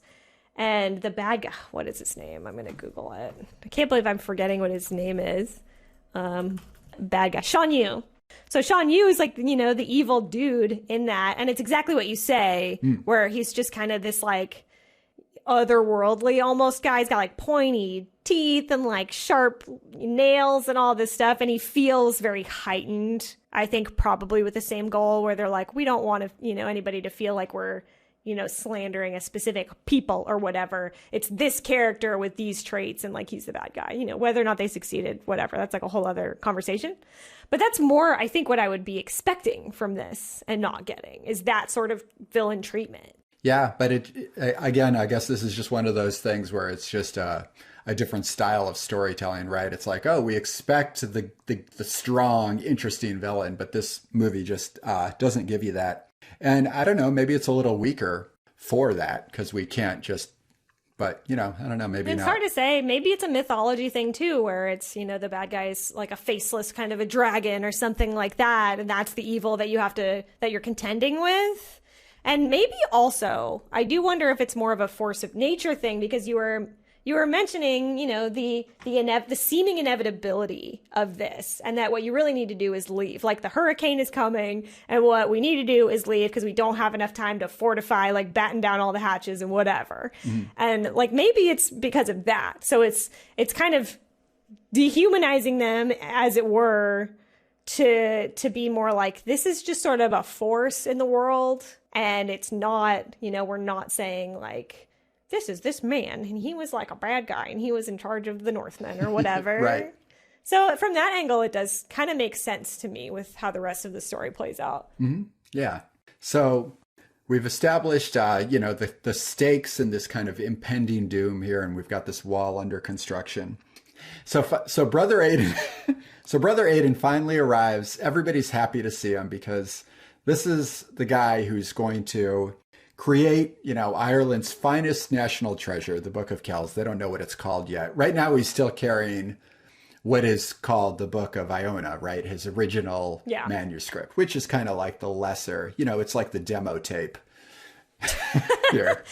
Yeah, here's all of his notebooks. Yeah. And he needs to sit down and bang out the real thing. But we know he's cool. He's very charming. Like you said, he's kind of the whimsical old man who's always got a joke for you, or like a knock on the head with a cane. And he has a very cute cat named Pengerbon.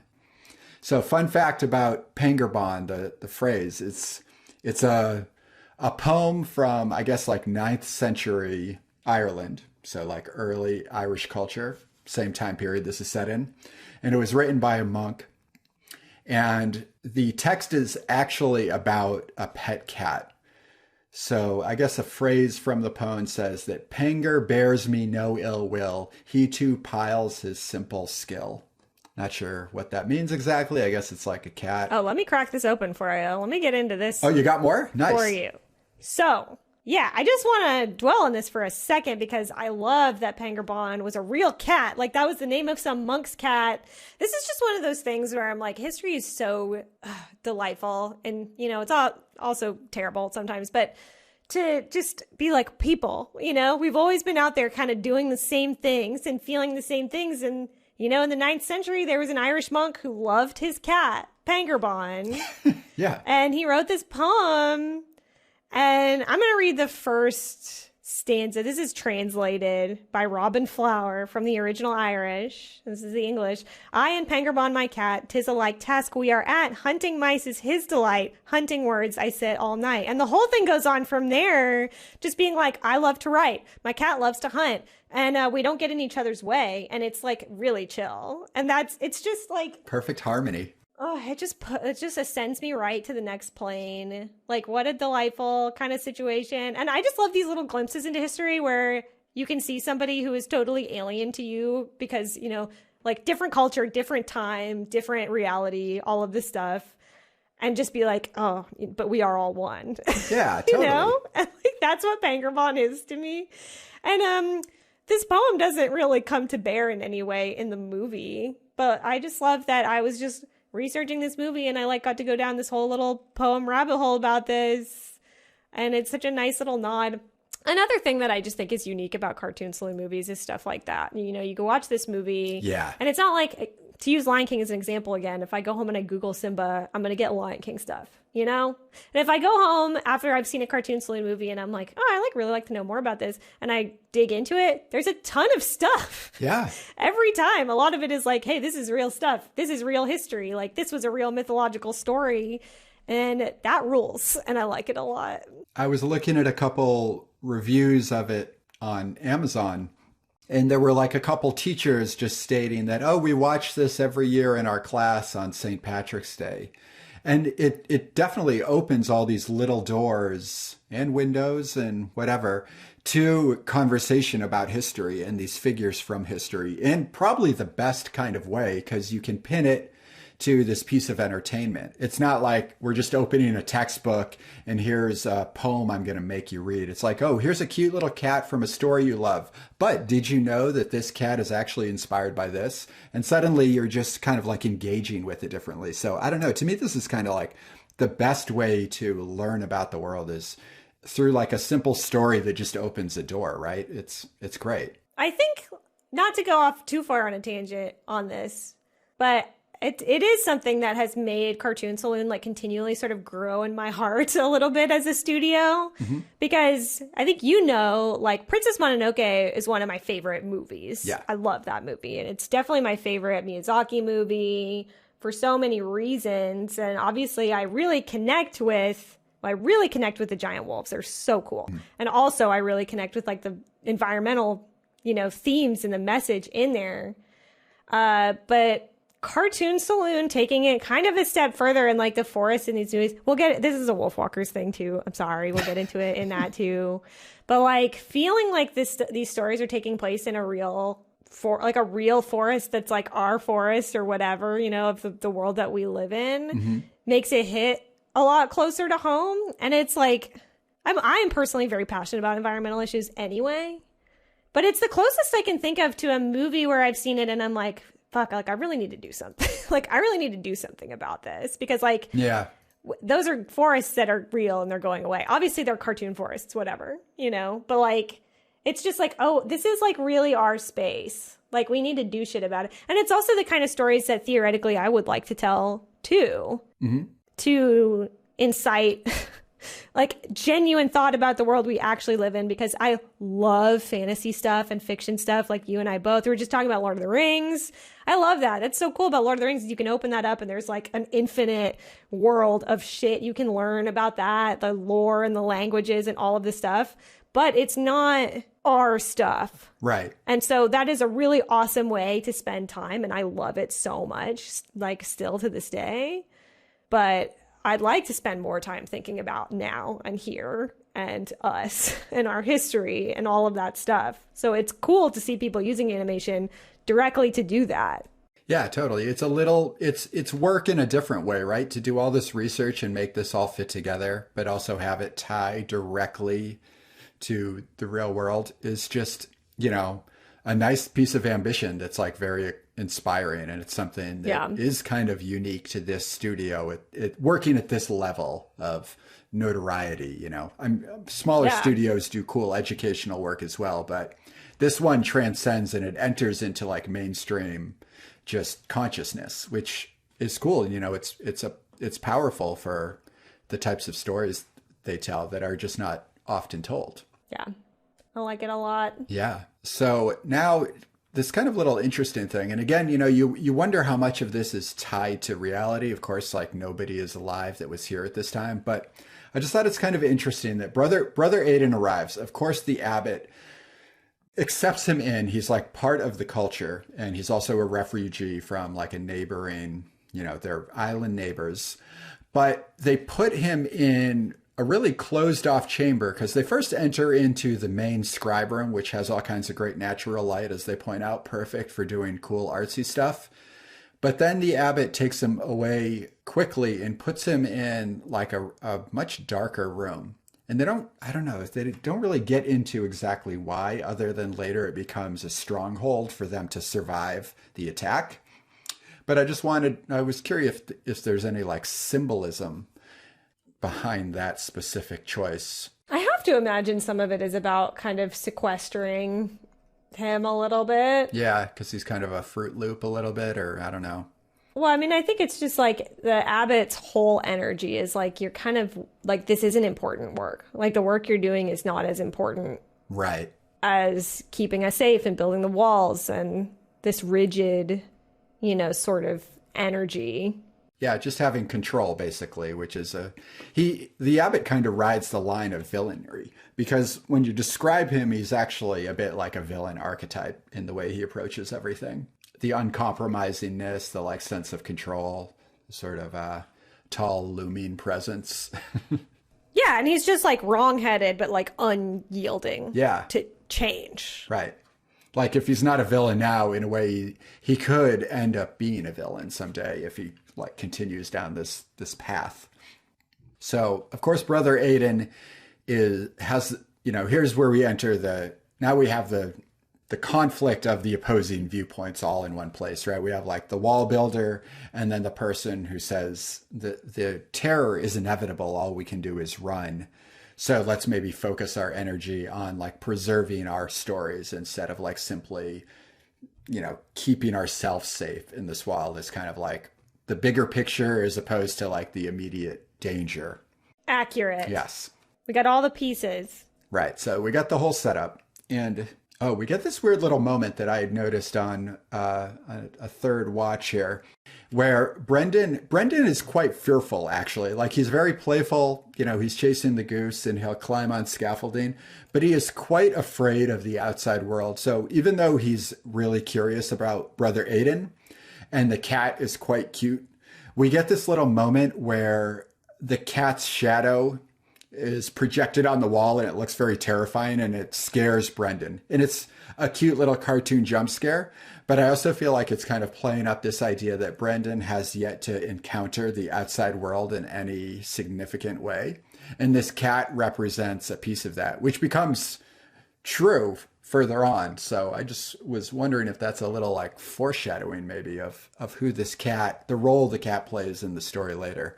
Yeah, I think so. And even like now you see this cat, it's the exact same moment, because the Pangerbond scares him because Brendan is reaching to kind of poke and feel around in the book, which he's also afraid of doing, but is curious. And he's like, I want to do this. I don't know if I should, but I really want to see it.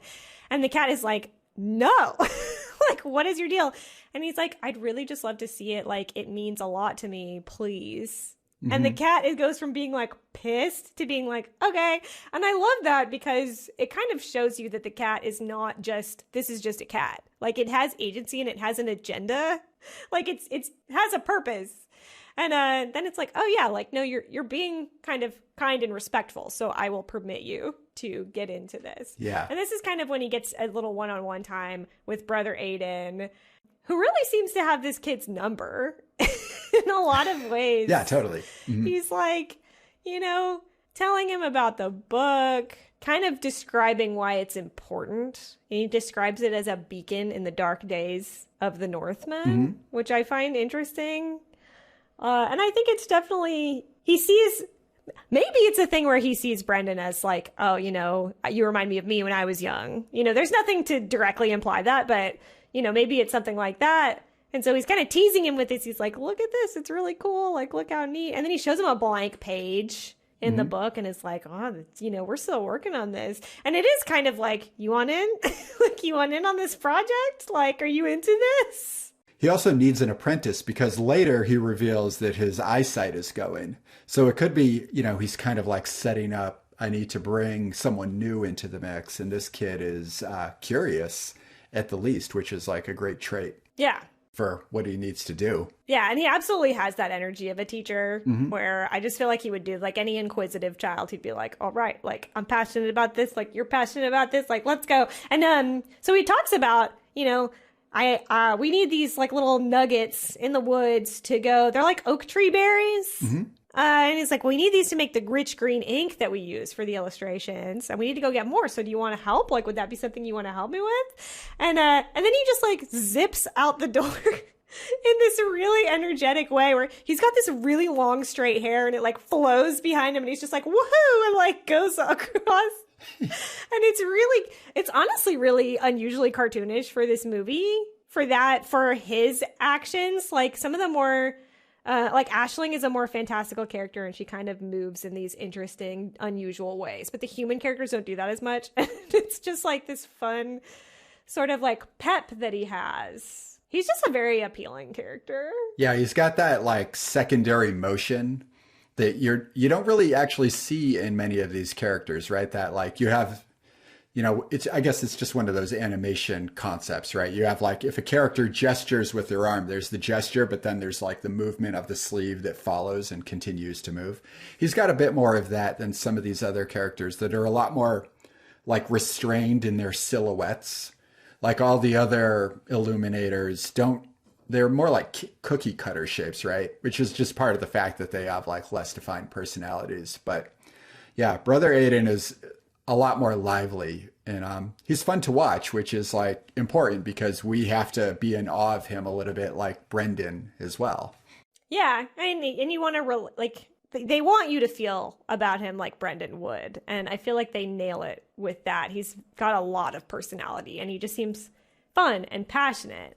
Yeah, I think this movie more than most things, maybe everything we've talked about so far, really does capture and try to convey that childlike wonder of something and learning for the first time in a way that I have like accused other Pixar movies about for not doing in any way. Like this one is really about like, it's a movie for kids for sure, which is cool.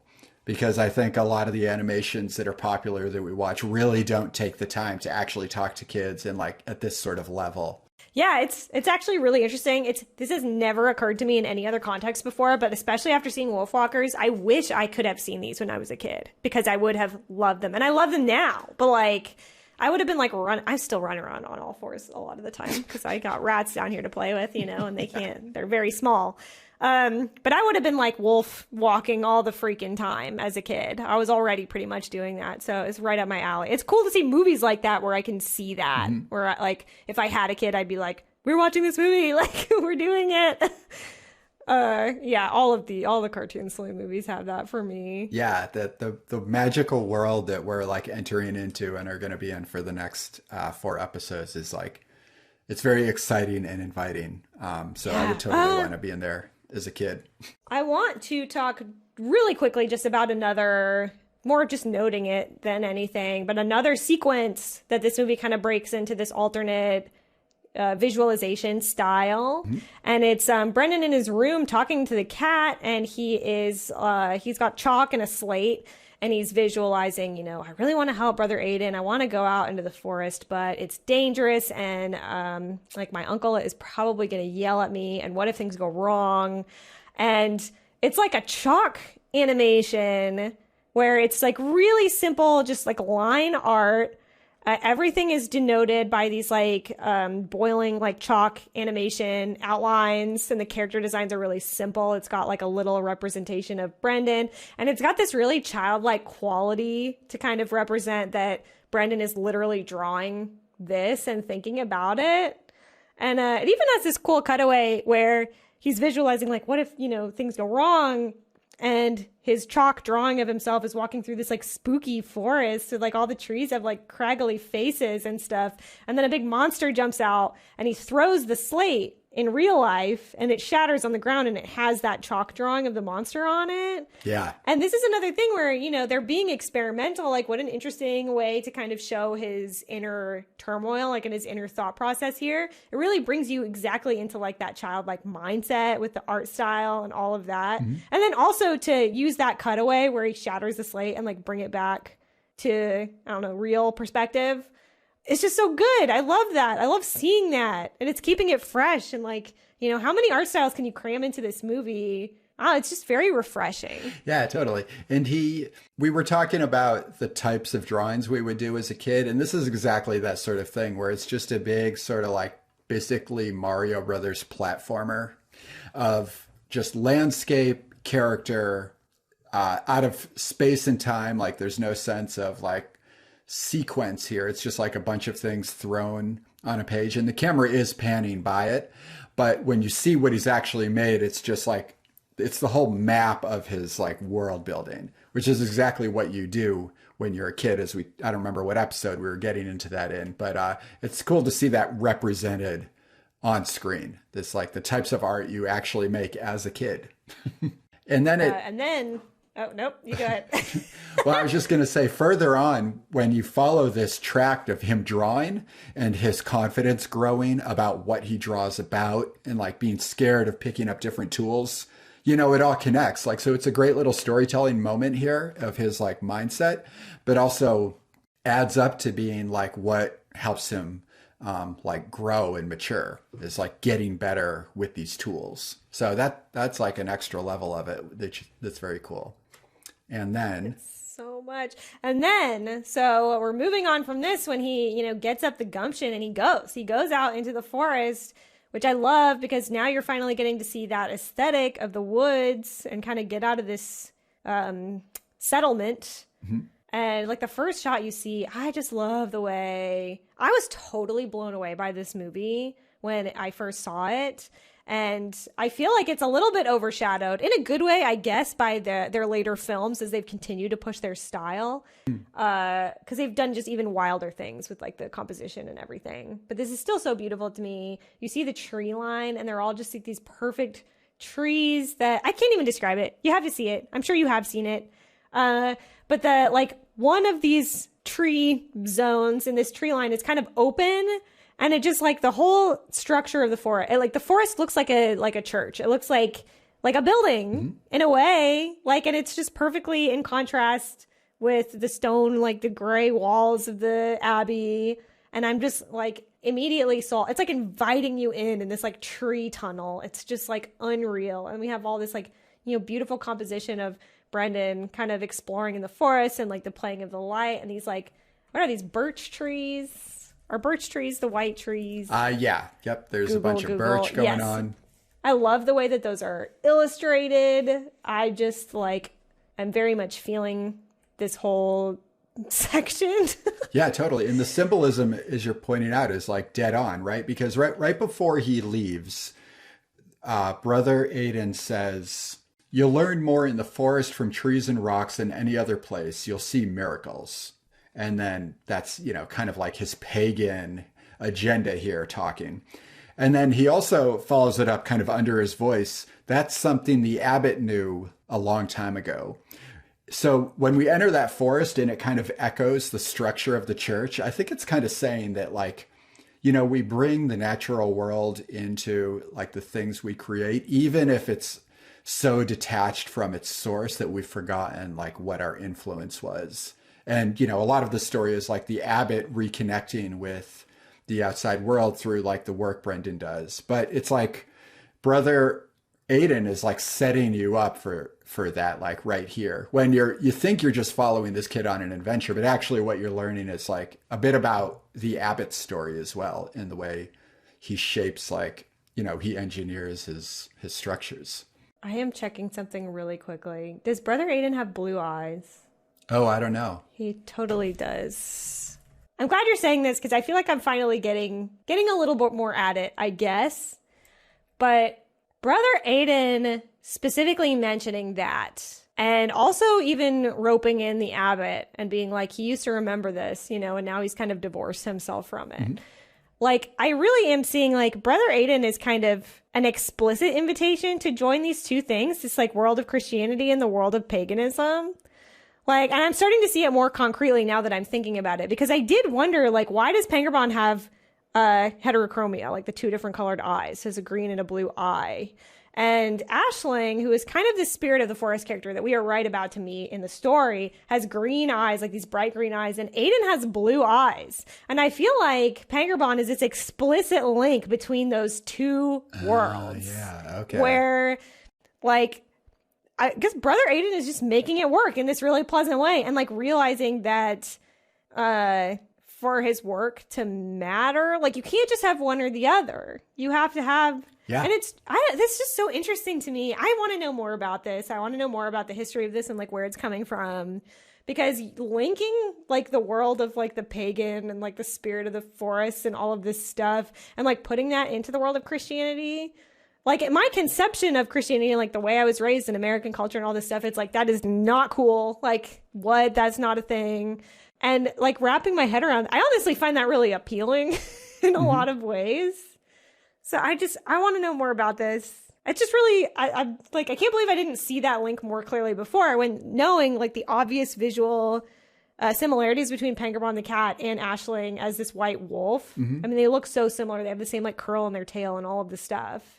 But that's a pretty overt, bridging of the gap. Yeah. Yeah. I guess it's like reminding us that influence is always there, and that we should look a little harder into it, because it's going to help us find our voice and like tell our stories by like connecting with the natural world. And I guess part of it is the Christian culture of this movie, at least, is like dismissive of it, because there's no room for it inside the walls and like the control of the abbey.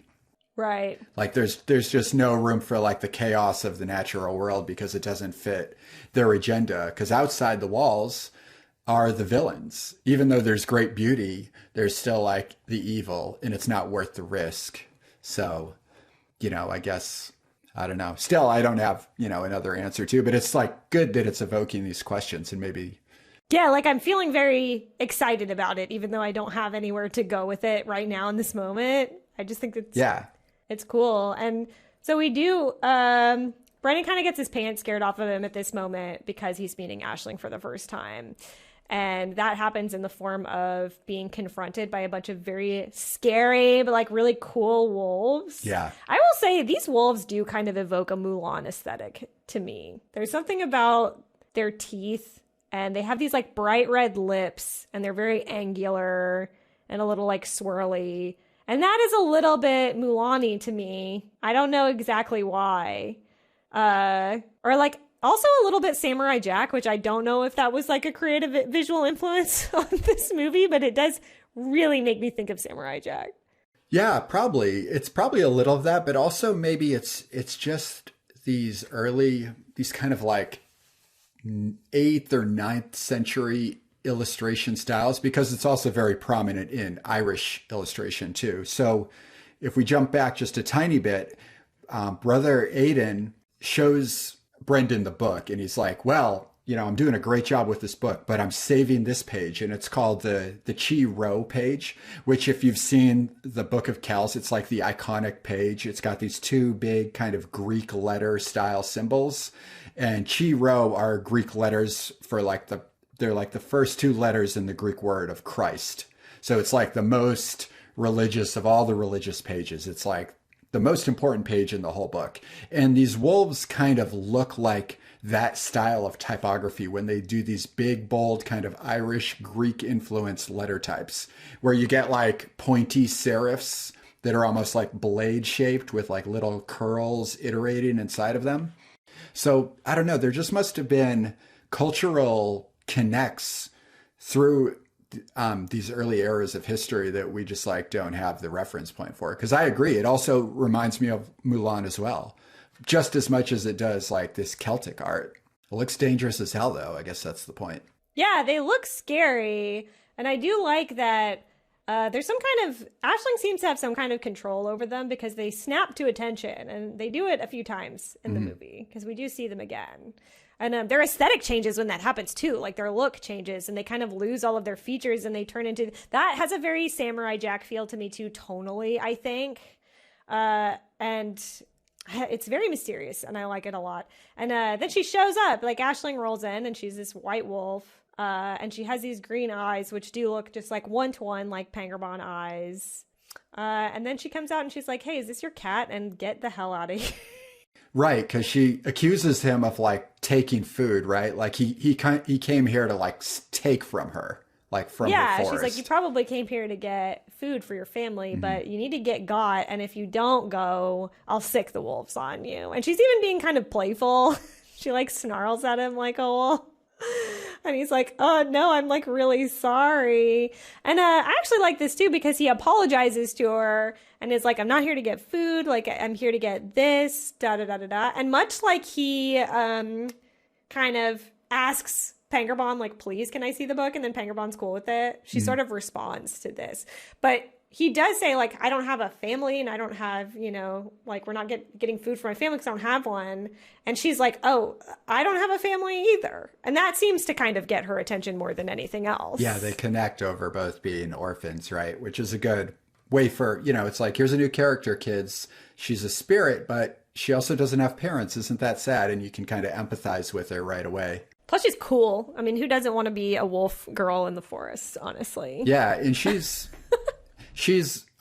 like, I love the way they empower her to just kind of jump around the frame of the movie. Like she pops in as if she knows there's a camera framing a scene. Yeah. You know what I mean? Like she's in a way outside of the story that's going on.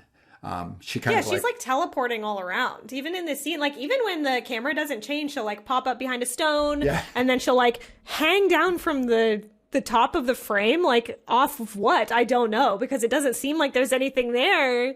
And she just has like a very sprite like kind of elemental quality. Right. And there's also this reoccurring motif, and it's mentioned in dialogue as well, of like mist. Brother Aiden says a little earlier on, there is nothing in this life but mist, and we will only be alive for a short time. So I don't know, when the mist comes up, because it comes up again later, are we maybe in between worlds a little bit? Like, is this, it's a bit of like a supernatural space we're almost in, because we technically haven't entered into the forest, which we're about to do. We're about to meet her forest. Right now, we don't seem to really be in the forest.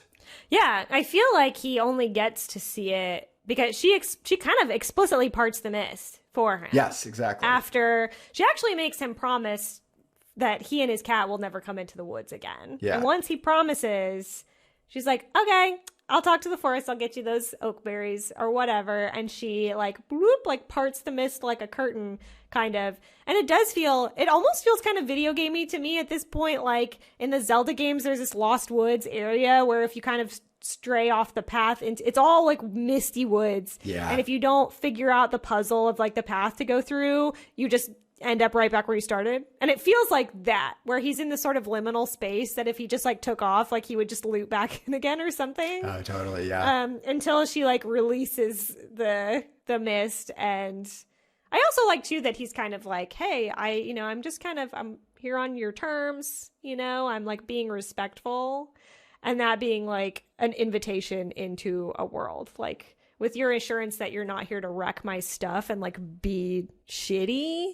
You can look at the book or you can come into the woods. Yeah. I kind of like that. Yeah, totally. Like leave no harm or leave no trace type of thing. He's like, we have our own food. We don't need to take anything from you except the gallnuts, which she doesn't even want, because a gallnut it's like a little wooden nub on an oak tree. They like smell really bad. I think they like even point that out, but it's not a desirable thing. It's like not a food, even though they call it a nut. It's just like a little wart on an oak tree. A little ink juice ball.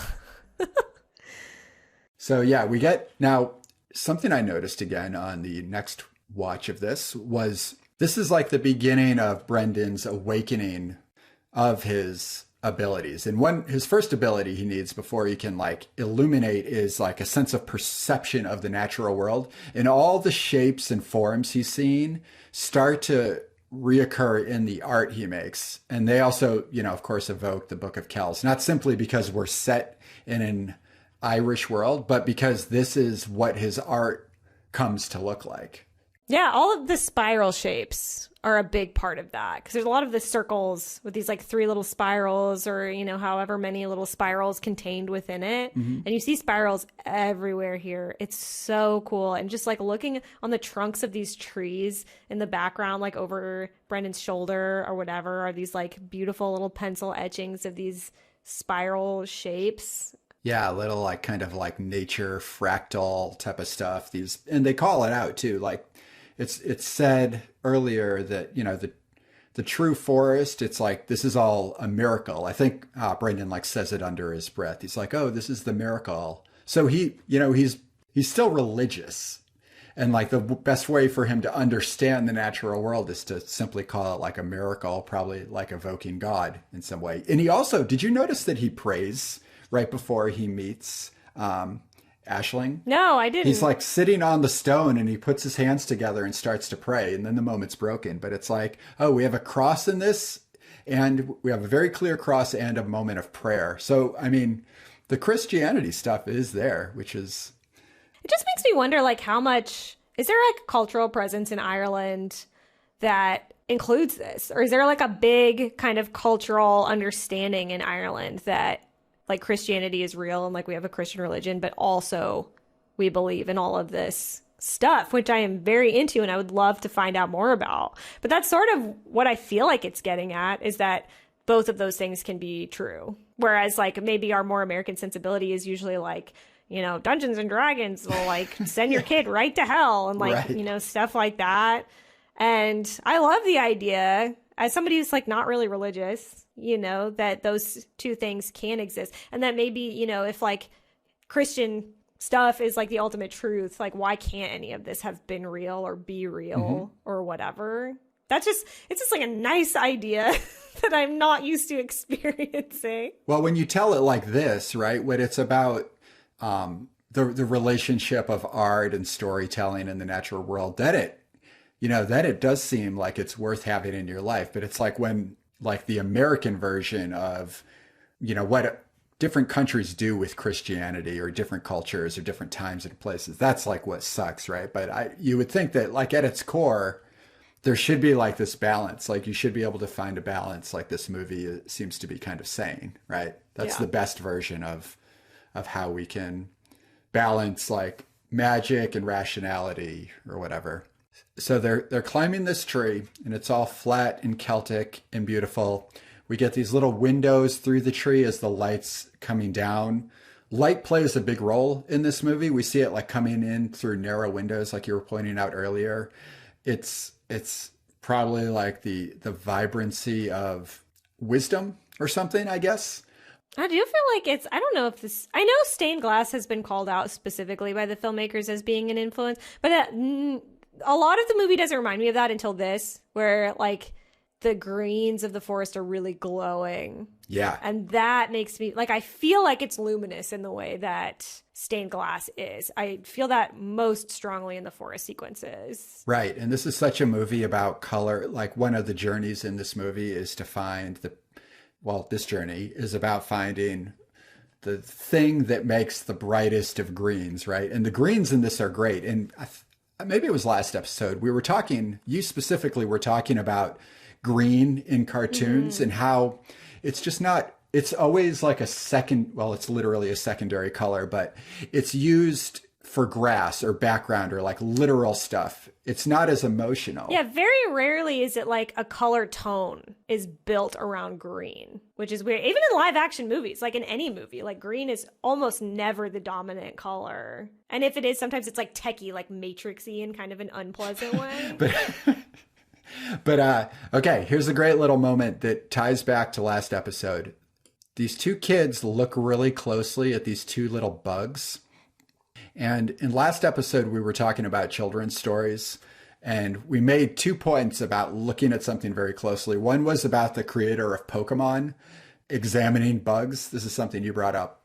The guy who invented Pokemon did so because he was inspired by how much he loved to catch bugs as a kid. And he loved that like observation and cataloging. And it was specifically like bug catcher, which is probably why there's so many bug catcher trainers in Pokemon specifically. A lot of love to the bug type in those games. Right. So you told that little story, and then I told my little Eric Carl story, which ends up with him telling the story of the very hungry caterpillar, which again is looking really closely at an insect. And this shot of the two little bugs on these close-up leaves is just really unique in this movie. It's the closest view of something we get. There's the least amount of like decorative elements and framing around it. It's just these two little bugs. And I think that's just going to be something that keeps coming up when we talk about a kid's movie, is two kids or one kid looking at a bug or something very closely on the ground.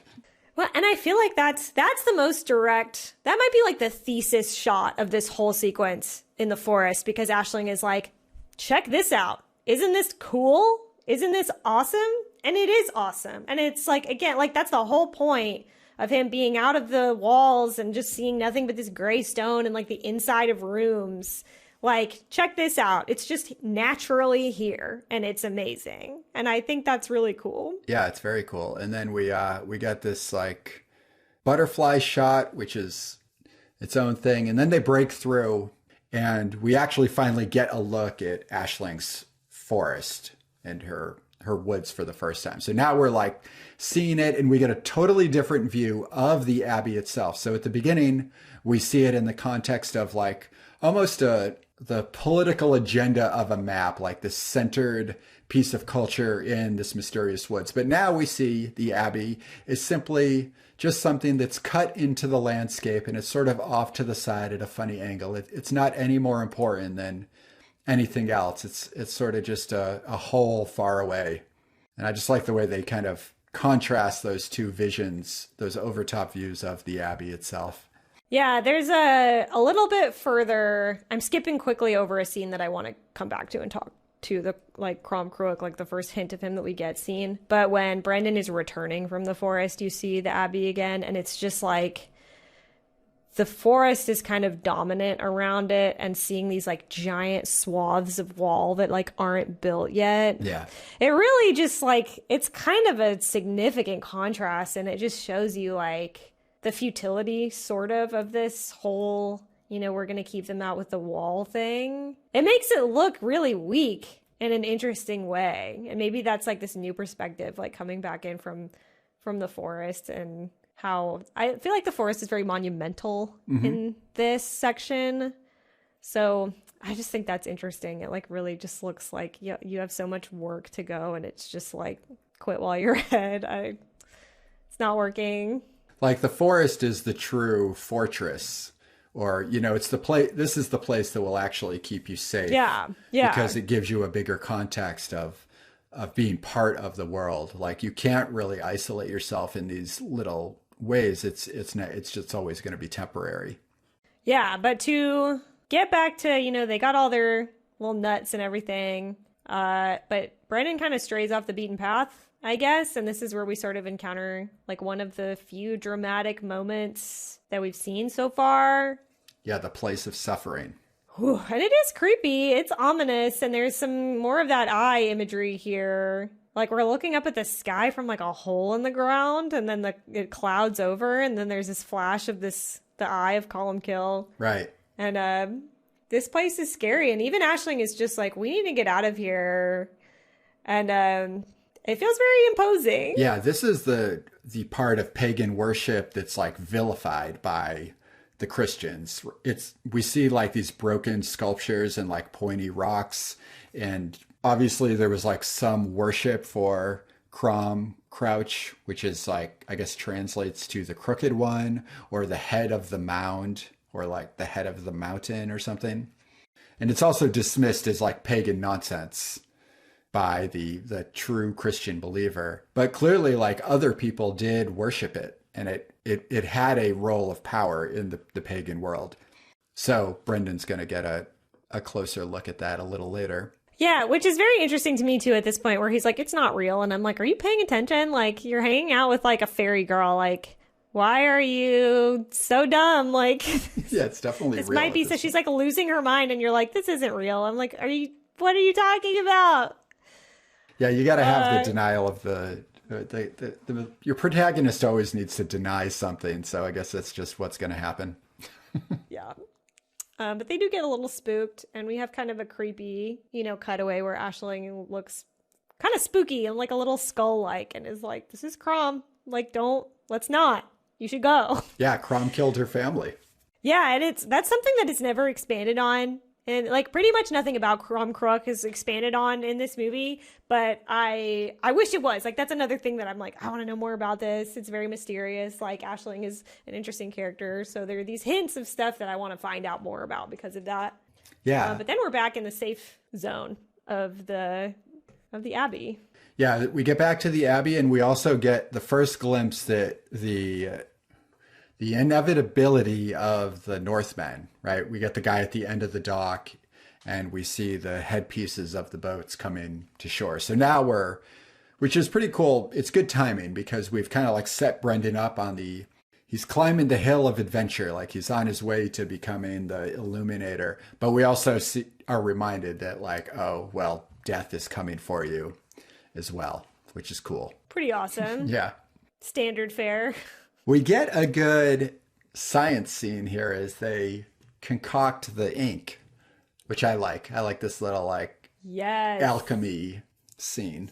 I crave this. I don't know if it's like a formative thing from seeing sort of that similar scene in Great Mouse Detective. Oh, yeah. I don't know if people know about that. He makes this little potion or whatever, and that's just always been like emblazoned on the cracks of my brain for some reason. But I really like stuff like that. I like sequences where people are like making colorful things. Yeah, I get a great callback to the green of the forest too, right? It's like it's suddenly we have that color brought into the Abbey, which is cool. Yeah, like this giant kind of cloud of green. It's cool too because in other contexts in animation, I feel like this would be seen as like noxious. Like it's a color that is normally associated with like poison or ectoplasm or what have you.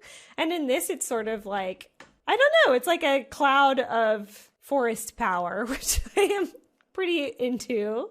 Yeah. But I like all of this. It's very, for an artist, maybe it's just like tweaking something in your brain where you're like, pots of colored stuff. Like, yes, I'm about that. Yeah, this is the art scene. And it did remind me about the conversation we were having about Burrow and most of these movies, how they are about the artist's journey. And right at the dead center of this movie, I believe, we get Brother Aiden challenging Brendan to use his imagination and the fear Brendan has of doing that. I'm like, that is not a coincidence. It's like a thing made by artists is definitely going to have its fulcrum point about like the confidence of imagination. Because like, what are any of these projects but like the aspirations of our imagination and like taking our imagination too seriously and making shit up. Yeah. Honestly, just having somebody when you hesitate to be like, no, just like, go ahead. Yeah, do it. You know? And like, it doesn't even have to be more than that, but it's so great that anxiety of the blank page. Mm-hmm. And he does mess up, right? He spills some ink and then Brother Aiden's like, finish what you start, which is really the only lesson you need is truly, that's it. Finish what you start. That's it. Just do it. Get it done. I feel like we're getting a lot more out of this movie than we thought we did. Yeah, this is our favorite movie. I think when we're in the middle of any of these movies, they're definitely always going to be our favorite. I love it. I'm always just connecting with these in unexpected ways. So, now we hit the peak, not the peak, but the center point of this movie. And now things just get a little more agitated as everything ramps up, right? Like the abbot is getting a little more stressed out. Brendan's world's getting a little more magical. The Northmen are getting a little closer minute by minute, which is cool. Cool stakes building, I think. Yeah, awesome. Love it. Yeah, I will say we haven't really mentioned this, but he has premonitions a couple of times about stuff. And that's also not really explained, which is fine. Like, I don't think it needs to be explained. It's just interesting because he dreams that Iona has been attacked right before Brother Aiden shows up. And it's sort of part of that myth animation sequence. And then here he's dreaming about like Crom Crook and getting the eye. He sort of has this vision of putting his quill down on the page and it's giant. And then the ink starts to kind of like spray out. And he's like running down this scary, spiky hallway and sort of getting chased by this stuff. And then the eye shows up for a second and then he wakes up. Yeah, I like the look of this scene and everything. But just in terms of types of stories, I think I'm in general always turned off by a chosen one type of narrative. Like I just don't. Agreed. So, all right, we got this cool little boy. He's aspiring to be an artist. I relate. He's meeting friends. Cool. I like that. He's got a new cat companion. I also have a cat. What I don't have is visions of the future. And also. Oh, you don't? Oh, that sucks for you, dog. Well, you gotta. Sorry. That's lame. Well, if you have anything I need to know from your visions, keep me in the loop. Oh, shit. Oh, I haven't told you? Okay. I'll send you an email. Good. All bullet points of things to avoid. But I don't know. You know what I mean? It's like now he's got this magical aspect and it just seems like he's inevitably the hero of this story, whether he fails or not, kind of. I don't know. I'm just not as into that. I don't know why he needs to have a magical insight. It doesn't really seem necessary for what. I get what you're saying, and honestly, so this is, I think, where it gets a little muddy for me, and I don't know what a better solution, if there is one, could have been. I can explain that sort of away by thinking, like, maybe he got sort of touched when he was in that circle in the forest with the evil, the place of suffering, and maybe it had something to do with that.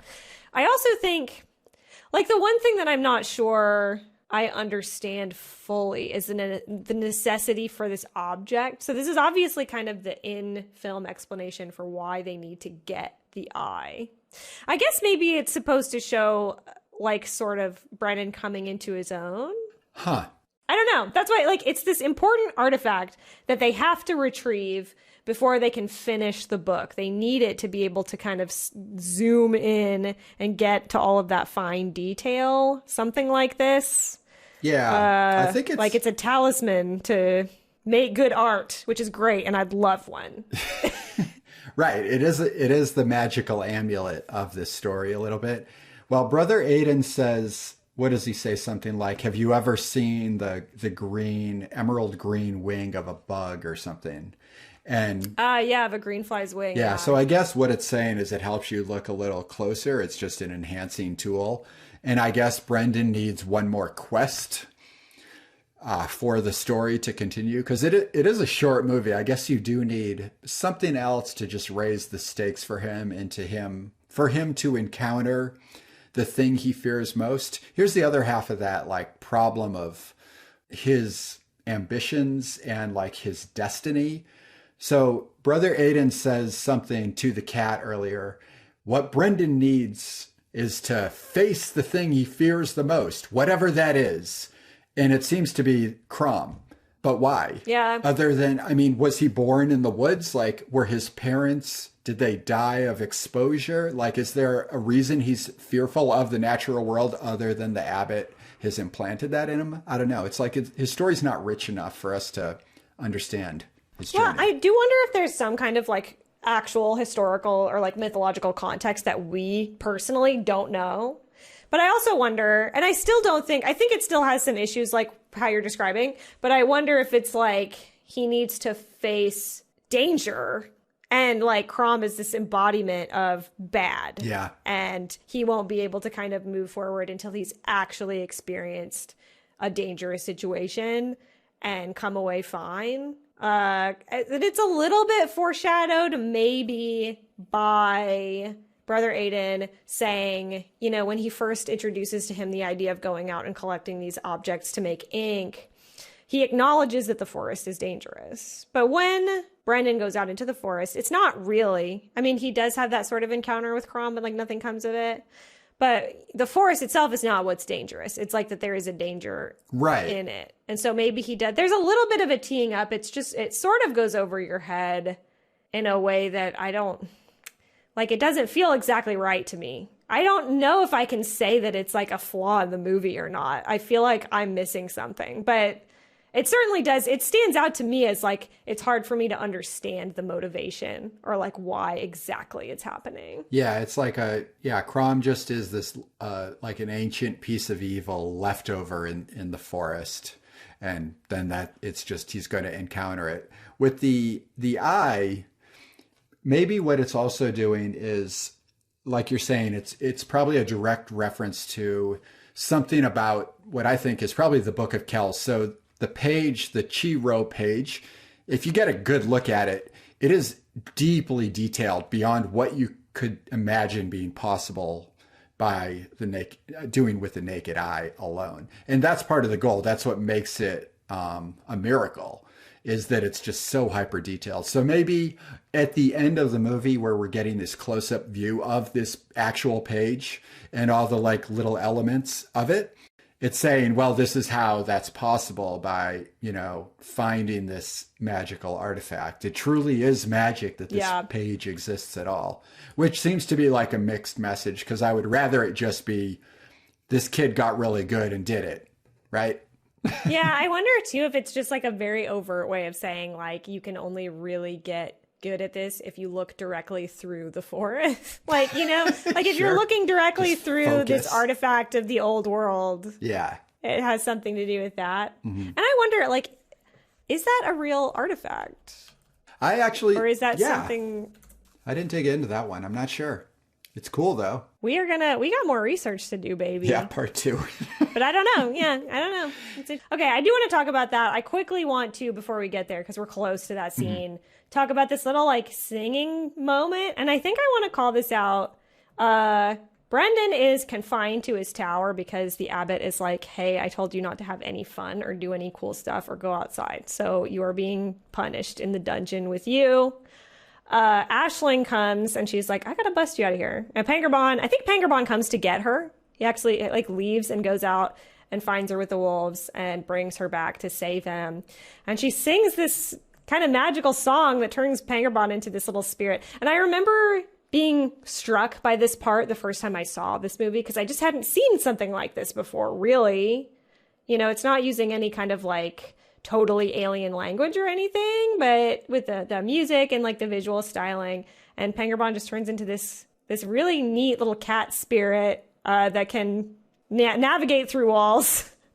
And it gets a key and it busts Brendan out of cat jail. And there's some beautiful stuff in here too, like a scene of this cat spirit floating down the stairs, and behind it there's a shadow, but you can see the cat's legs in the shadow, like walking. There's these little like subtle visual things that are really cool and evocative. Yeah, this is my favorite scene on the third watch of it. It's just really beautiful. And I'm gonna put the audio in of the little song she sings right here. You must go where I cannot. Pangerbon, Pangerbon, kneels a sail you.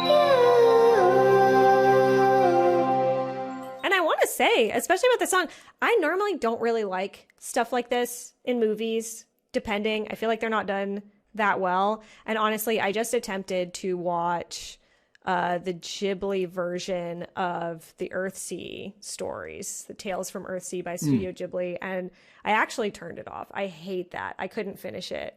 I really was hoping that it would be that people were wrong. I don't know. I really couldn't. And there's a part where this girl is singing a song about how she's very sad and lonely, and it's apparently so moving to the male protagonist, and it was ear poison. I am so sorry to be so negative, truly. I just wanted to curl up inside myself and like not hear it. And it's so easy, I think, for these to go over poorly.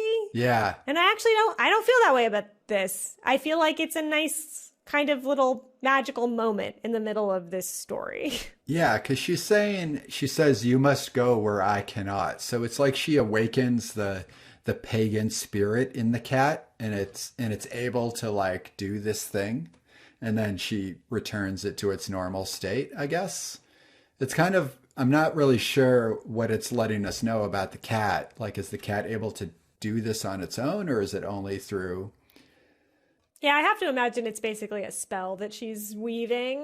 But maybe it's also something that wouldn't work without. Pangerbon clearly has some kind of connection. And maybe just, I'm a cat, you know, but this connection to the natural world that enables them to work in tandem like this. But then, you know, she busts Brendan out, and probably to her regret, because he makes a beeline for Crom's hood. And she is like, don't do this. You're an idiot. Like, you're going to die. You know, he killed my whole family. Like, please don't do this. But she ends up helping him get inside, which is kind of scary. And you actually don't really see her again for most of the rest of the movie after this. And it's sort of implied that she's had to sacrifice maybe some of her physical form, possibly temporarily, to get him in here. Because there's some kind of dark magic at the entrance to this cave that is inimical. It's harmful. But Brendan gets in, and then we get to be, you know, in this... Another really freaking cool part of this movie to me that, again, like, I didn't see coming the first time I saw this. I was really impressed by it. Mm-hmm. He ends up falling into this void that's all kind of just like teal and dark. And this is where Crom is, and he's this horrifying like jelly serpent with these really sharp teeth. And yeah, it looks like he has an eye in the center of his forehead. And he's got this nasty little tongue, and he's chasing him all around this void. Brendan's like swimming. Like, it's really hard to know what is going on here. It really feels like he's in some kind of different reality. Yeah. And the way that they play with the space here is so cool. Right. It's kind of two-dimensional because he's able to draw. Like, does he, I don't know if he's carrying chalk or something, but he has chalk. Yeah, he boxes. He has chalk from the... Yeah, he closes in Crom, which forces Crom to start eating their own tail. Yeah, I couldn't believe it. When the first thing he does is draw like a straight line, and Crom smashes his head into it, and I'm just like, holy shit. Like, we're getting this like 2D solutions to a 3D world, because you're also sometimes seeing him in these 3 dimensions, you know, and I love that Crom is represented purely in these angular lines, so he's not like coiling in on himself. Yeah. It's like squares upon squares upon squares of his body, and it's I just like... my brain exploded out of my body when I first saw this, and I never recovered. Yeah, he's got a totally different energy than the natural world. Like, he's more of an idea, right? Because you can trick him by drawing a line, and then you can extract this like crystal from his head, it's just kind of an interesting abstraction of a monster. And I will say, when he starts eating himself, it's like kind of visceral in a weird way. There's no like blood. This is something that reminded me of when, like a student project, and not because of the quality of how it's made or anything like that, but a lot of the student projects that I remember being really affected by that I've seen over the years are like the ones that are kind of disturbing and weird like this. And it's like not really something that you see in a lot of feature films. And he's just like ripping huge chunks out of his body and just eating his own tail. And then he's just like left to the void, and you can see him just like, diminishing. And there's something about just like the rawness of that it just freaks me out in a really good way. Yeah, it's cool. And it just seems like he's stuck in an infinite cycle of that, right? He's just sort of become the ultimate symbol, and he'll just go down in history. Yeah, now he's gone, I guess. I hope. I don't know. Brendan pops up, and he comes out, and the whole path is covered in these white flowers that we've come to associate with Aisling, who is nowhere to be seen. Yeah. And he makes his way home again. Yep. So he impresses brother Aiden with his cool new crystal. The kid gets a cute little pat on the head, and we see him kind of like put these new skills to use through this kind of mix of, we kind of get a montage here, right? They're trying to wrap up the wall because the Northmen are about a day away, I think, at this point. And also Brendan's kind of leveling up his illuminating skills here. Yeah, this is kind of when we see, there's a little bit of passage of time here. Brendan, he's using the crystal, and he's made this like really beautiful, it's just a circle on a page with like a lot of like beautiful detail and swirling and everything on this like piece of parchment paper. And that's straight up from the Chiro page. Like, that's a visual emblem that's like prominent on that page. So I guess that's important. And Brendan, well, not Brendan, all the monks are like gathered around to marvel at it. It's really cool to see it, honestly, too. And they're all they're in that, like, the hearth of the scriptorium and like marveling at it when, who should come along but Abbot Buzzkill. Yeah. And he is losing it. Right. Because again, everybody's having a good time and trying to get enlightened, and he just wants, he's got his plan. They got to get that wall done. Yeah, he's like, art is canceled. It is.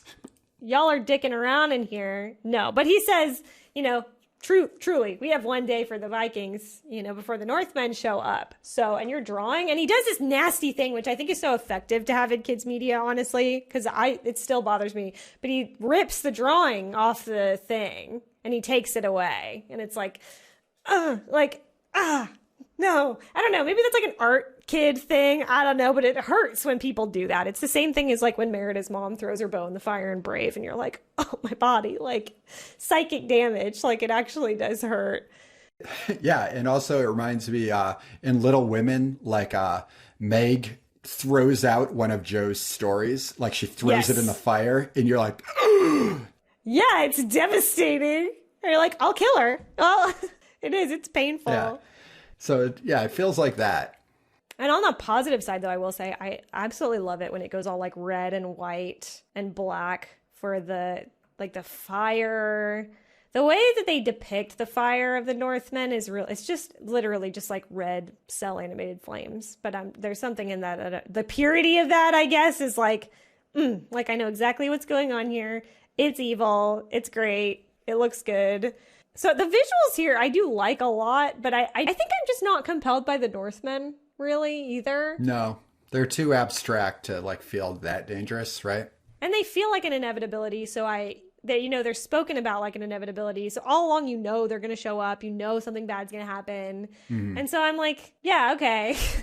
The only time that I sort of I get a little bit more out of them is at the end. And there's this final confrontation between Brendan and Aiden and the Northmen. And that is I respond more to that. And honestly, I'm happy to kind of like skip over some of this sequence at the end, except for to just sum up that, the Northmen have busted through the wall, they've gotten in there, and Abbot Kellic has also been kind of grievously wounded in the process. So he's still alive, but he's like hit by an arrow and he gets stabbed by a sword. I don't know how he survives this. But this is kind of the aforementioned comeuppance that he's experiencing with his hubris of not like getting the F out when he had the opportunity. Right. And Brendan and Aiden have managed to flee.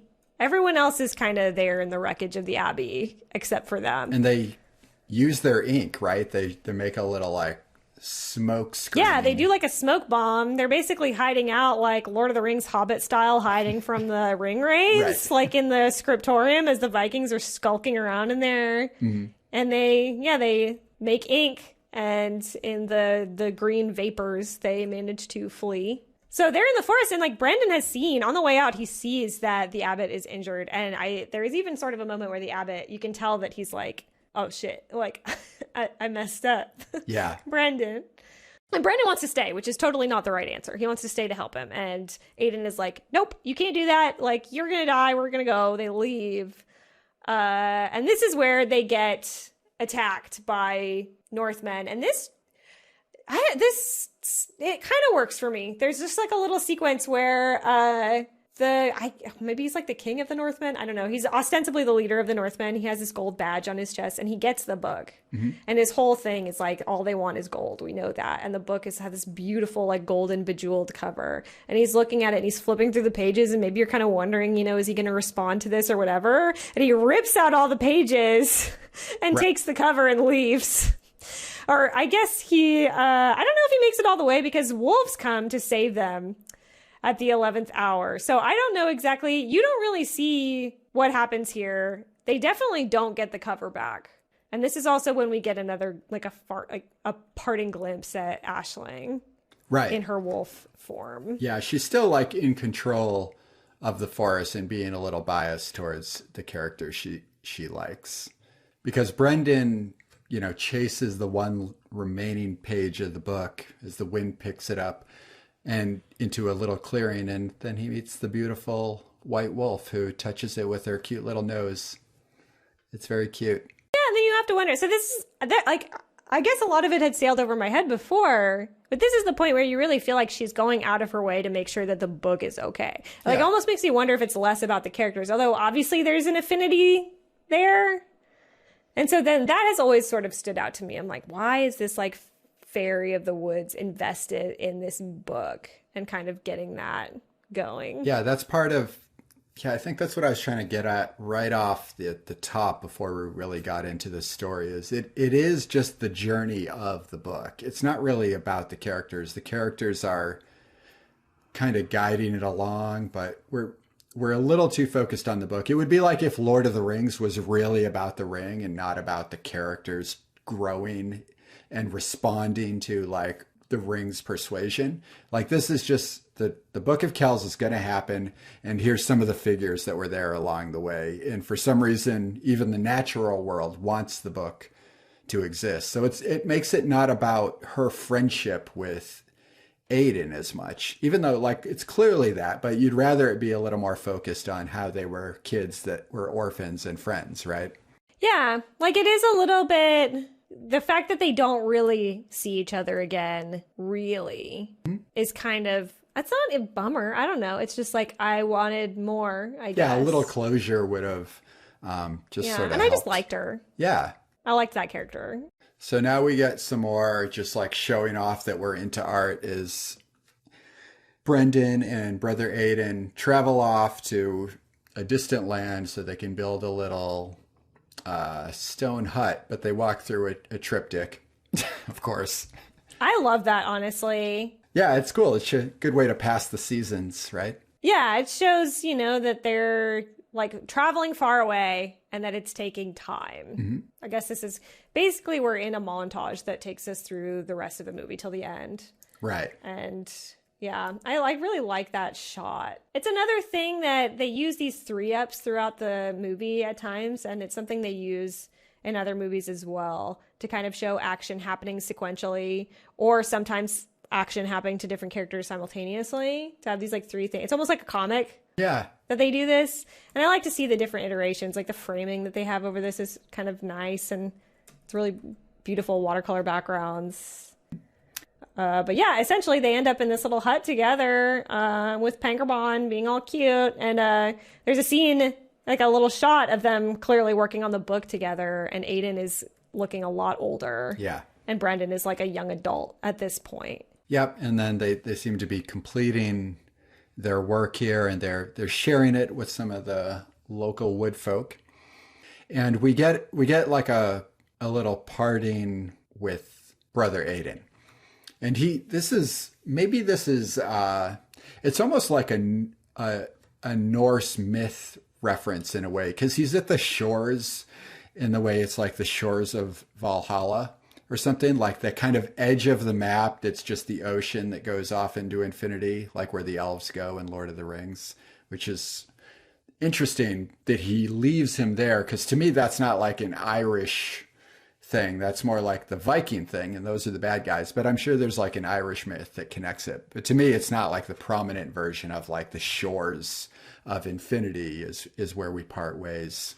But but it is a sweet little ending for their friendship. Yeah, it's kind of sad. I like this little shot where there are just the footprints in the sand, and it's like obviously Brandon and Aiden, and then also the cat's footprints, and then the water comes in and wipes away one set of the footprints, and it's like, yeah, Aiden has died, presumably. And then back at the abbey, which is just the tower that's left, which is how it remains today, just this isolated tower. It's raining and awful, and we see the abbot, and he's in his final days. He's like warding off death, right? He's like, you can't take me yet. Like, my job's not done.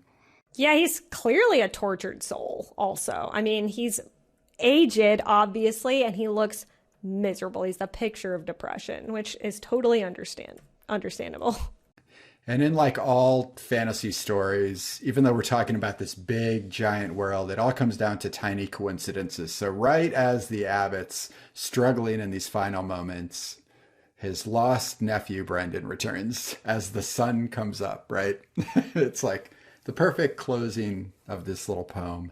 Yeah, we have a nice little animation too when Pangerbon is there, and then the like little assistant monk or whatever that's like tending the abbot is like, they kind of like Pangerbon's like being all cuddly with him and stuff. It's just a cute little piece of animation. Yeah, they seem to have some secret connection where that's a story that we weren't told. Yeah, like everybody loves Pangerbon, just the abbot was not cool with Pangerbon, I guess. I don't know. Yeah, Brendan here is like an actual young adult. He's able to bring the good news. Yeah, so he's got the book, and right as he was leaving, Brother Aiden told him that the book wasn't meant to be hidden away behind walls. Brendan, you must bring the book to the people to light the days, which I guess is recalling, the quote at the very beginning of the movie to some degree. And the abbot seems to have held on to Brendan's first little illuminated image all these years. So that's sweet. It's like the one thing that brought him hope through all of this. Yeah, that's kind of like, ugh. Like, I don't know. He's clearly just been so tortured by all of this. And I will say, it hurts a little bit to think about what it must have been like back in those times, because for all he knew for all this time, Brendan didn't survive. Right. And I think he was thinking that, he didn't make it out and he's been dead this whole time. And honestly, on the flip side, Brendan's taking this all really well, because I would have assumed that the abbot had died because of his mortal injuries that he'd sustained previously. So it is nice to have them kind of have this end cap. But as you say, I think we're both sort of feeling like an overall emotional detachment from the journey of the characters. Yeah, because again, it's about the book, because he hands him the book, and the abbot's so excited to see it for, whatever reason. It doesn't really, it's still just a book. Like, it doesn't really solve whatever problems he had. And maybe it's awakening something in his repressed memories of being like a young illuminator, because like we said earlier, there seems to be like a past for him that's gone unacknowledged since he was promoted to abbot.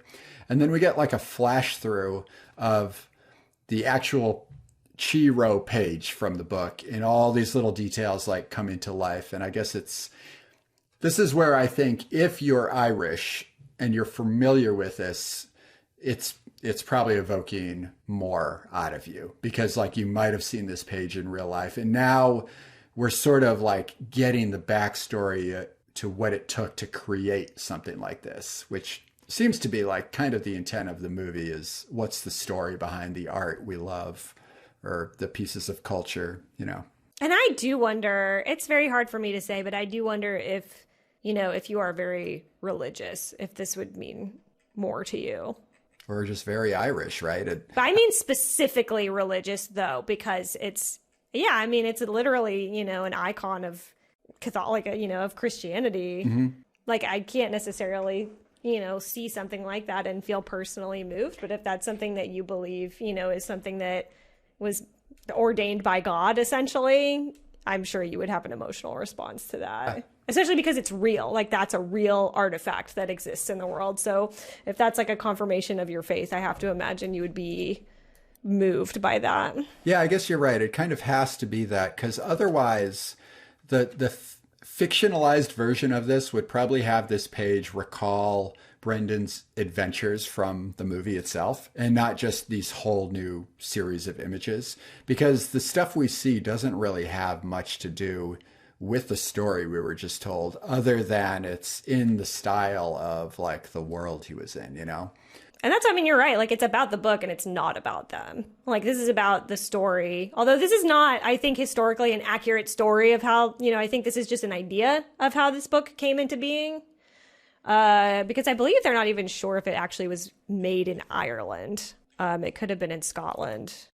Right, because the island of Iona was like right on the boundaries of Scotland. So probably, yeah, at the time, things were a little more like gray area, right? So it's not clear exactly where these things originated. Yeah, like historically, they probably don't know exactly where it came from.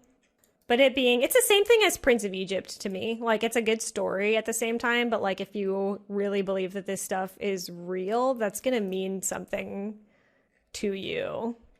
And more just, you know, kind of in conclusion, whether that stuff seems to mean anything to us, I think like throughout the journey of really digging into this movie, it did really like open up all these like little questions and points of perspective on this piece of culture from this place, which I think is like, you know, a pretty respectable, and respectable is a great way to compliment an animation studio.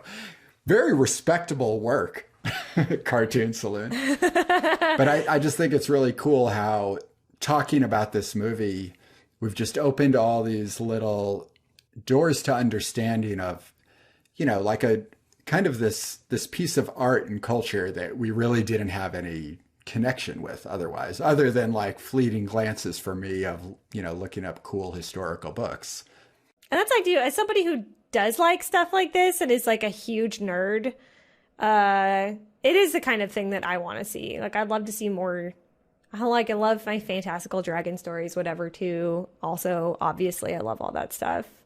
But yeah, I like, you know, learning about the world and learning about things that people did. I mean, you saw how excited I was when I went through the Pangerbond poem and how that was like a real poem about some guy's real cat. Mm-hmm. You know, that stuff is awesome. Like, let alone these, like, it's kind of wild that illuminated manuscripts even ever existed with how much labor goes into them. God, I mean, if we want to get really meta, it's the same thing as like animated movies. Like, the fact that they exist is kind of miraculous. I was just about to go there, so you might as well keep going. But, you know, I like history. History is a place that I like to kind of escape to sometimes when I'm feeling stressed out about the modern time. So things like this are cool to me. And it's also something like, yeah, you can tell these stories with animation. So let's do it. That's all for now. Join us next week as we continue our Cartoon Saloonathon series and plunge into the lush watercolor oceans of Song of the Sea. Check out our episode archive and other facts about us at cartoonfeelings.com. Tweet at us or join us on Instagram. Both are at Feeling Cartoons. Share your thoughts and questions by writing cartoonfeelingspodcast@gmail.com. We would really love to hear from you. And, if you have something cool to say, well, share it on the air. And if you're enjoying the podcast an extra amount, we'd be so grateful if you'd consider rating us on Apple Podcasts and leave a review, some kind words, and most importantly, tell your other cartoon friends about us. That's all for now, folks. See you next time.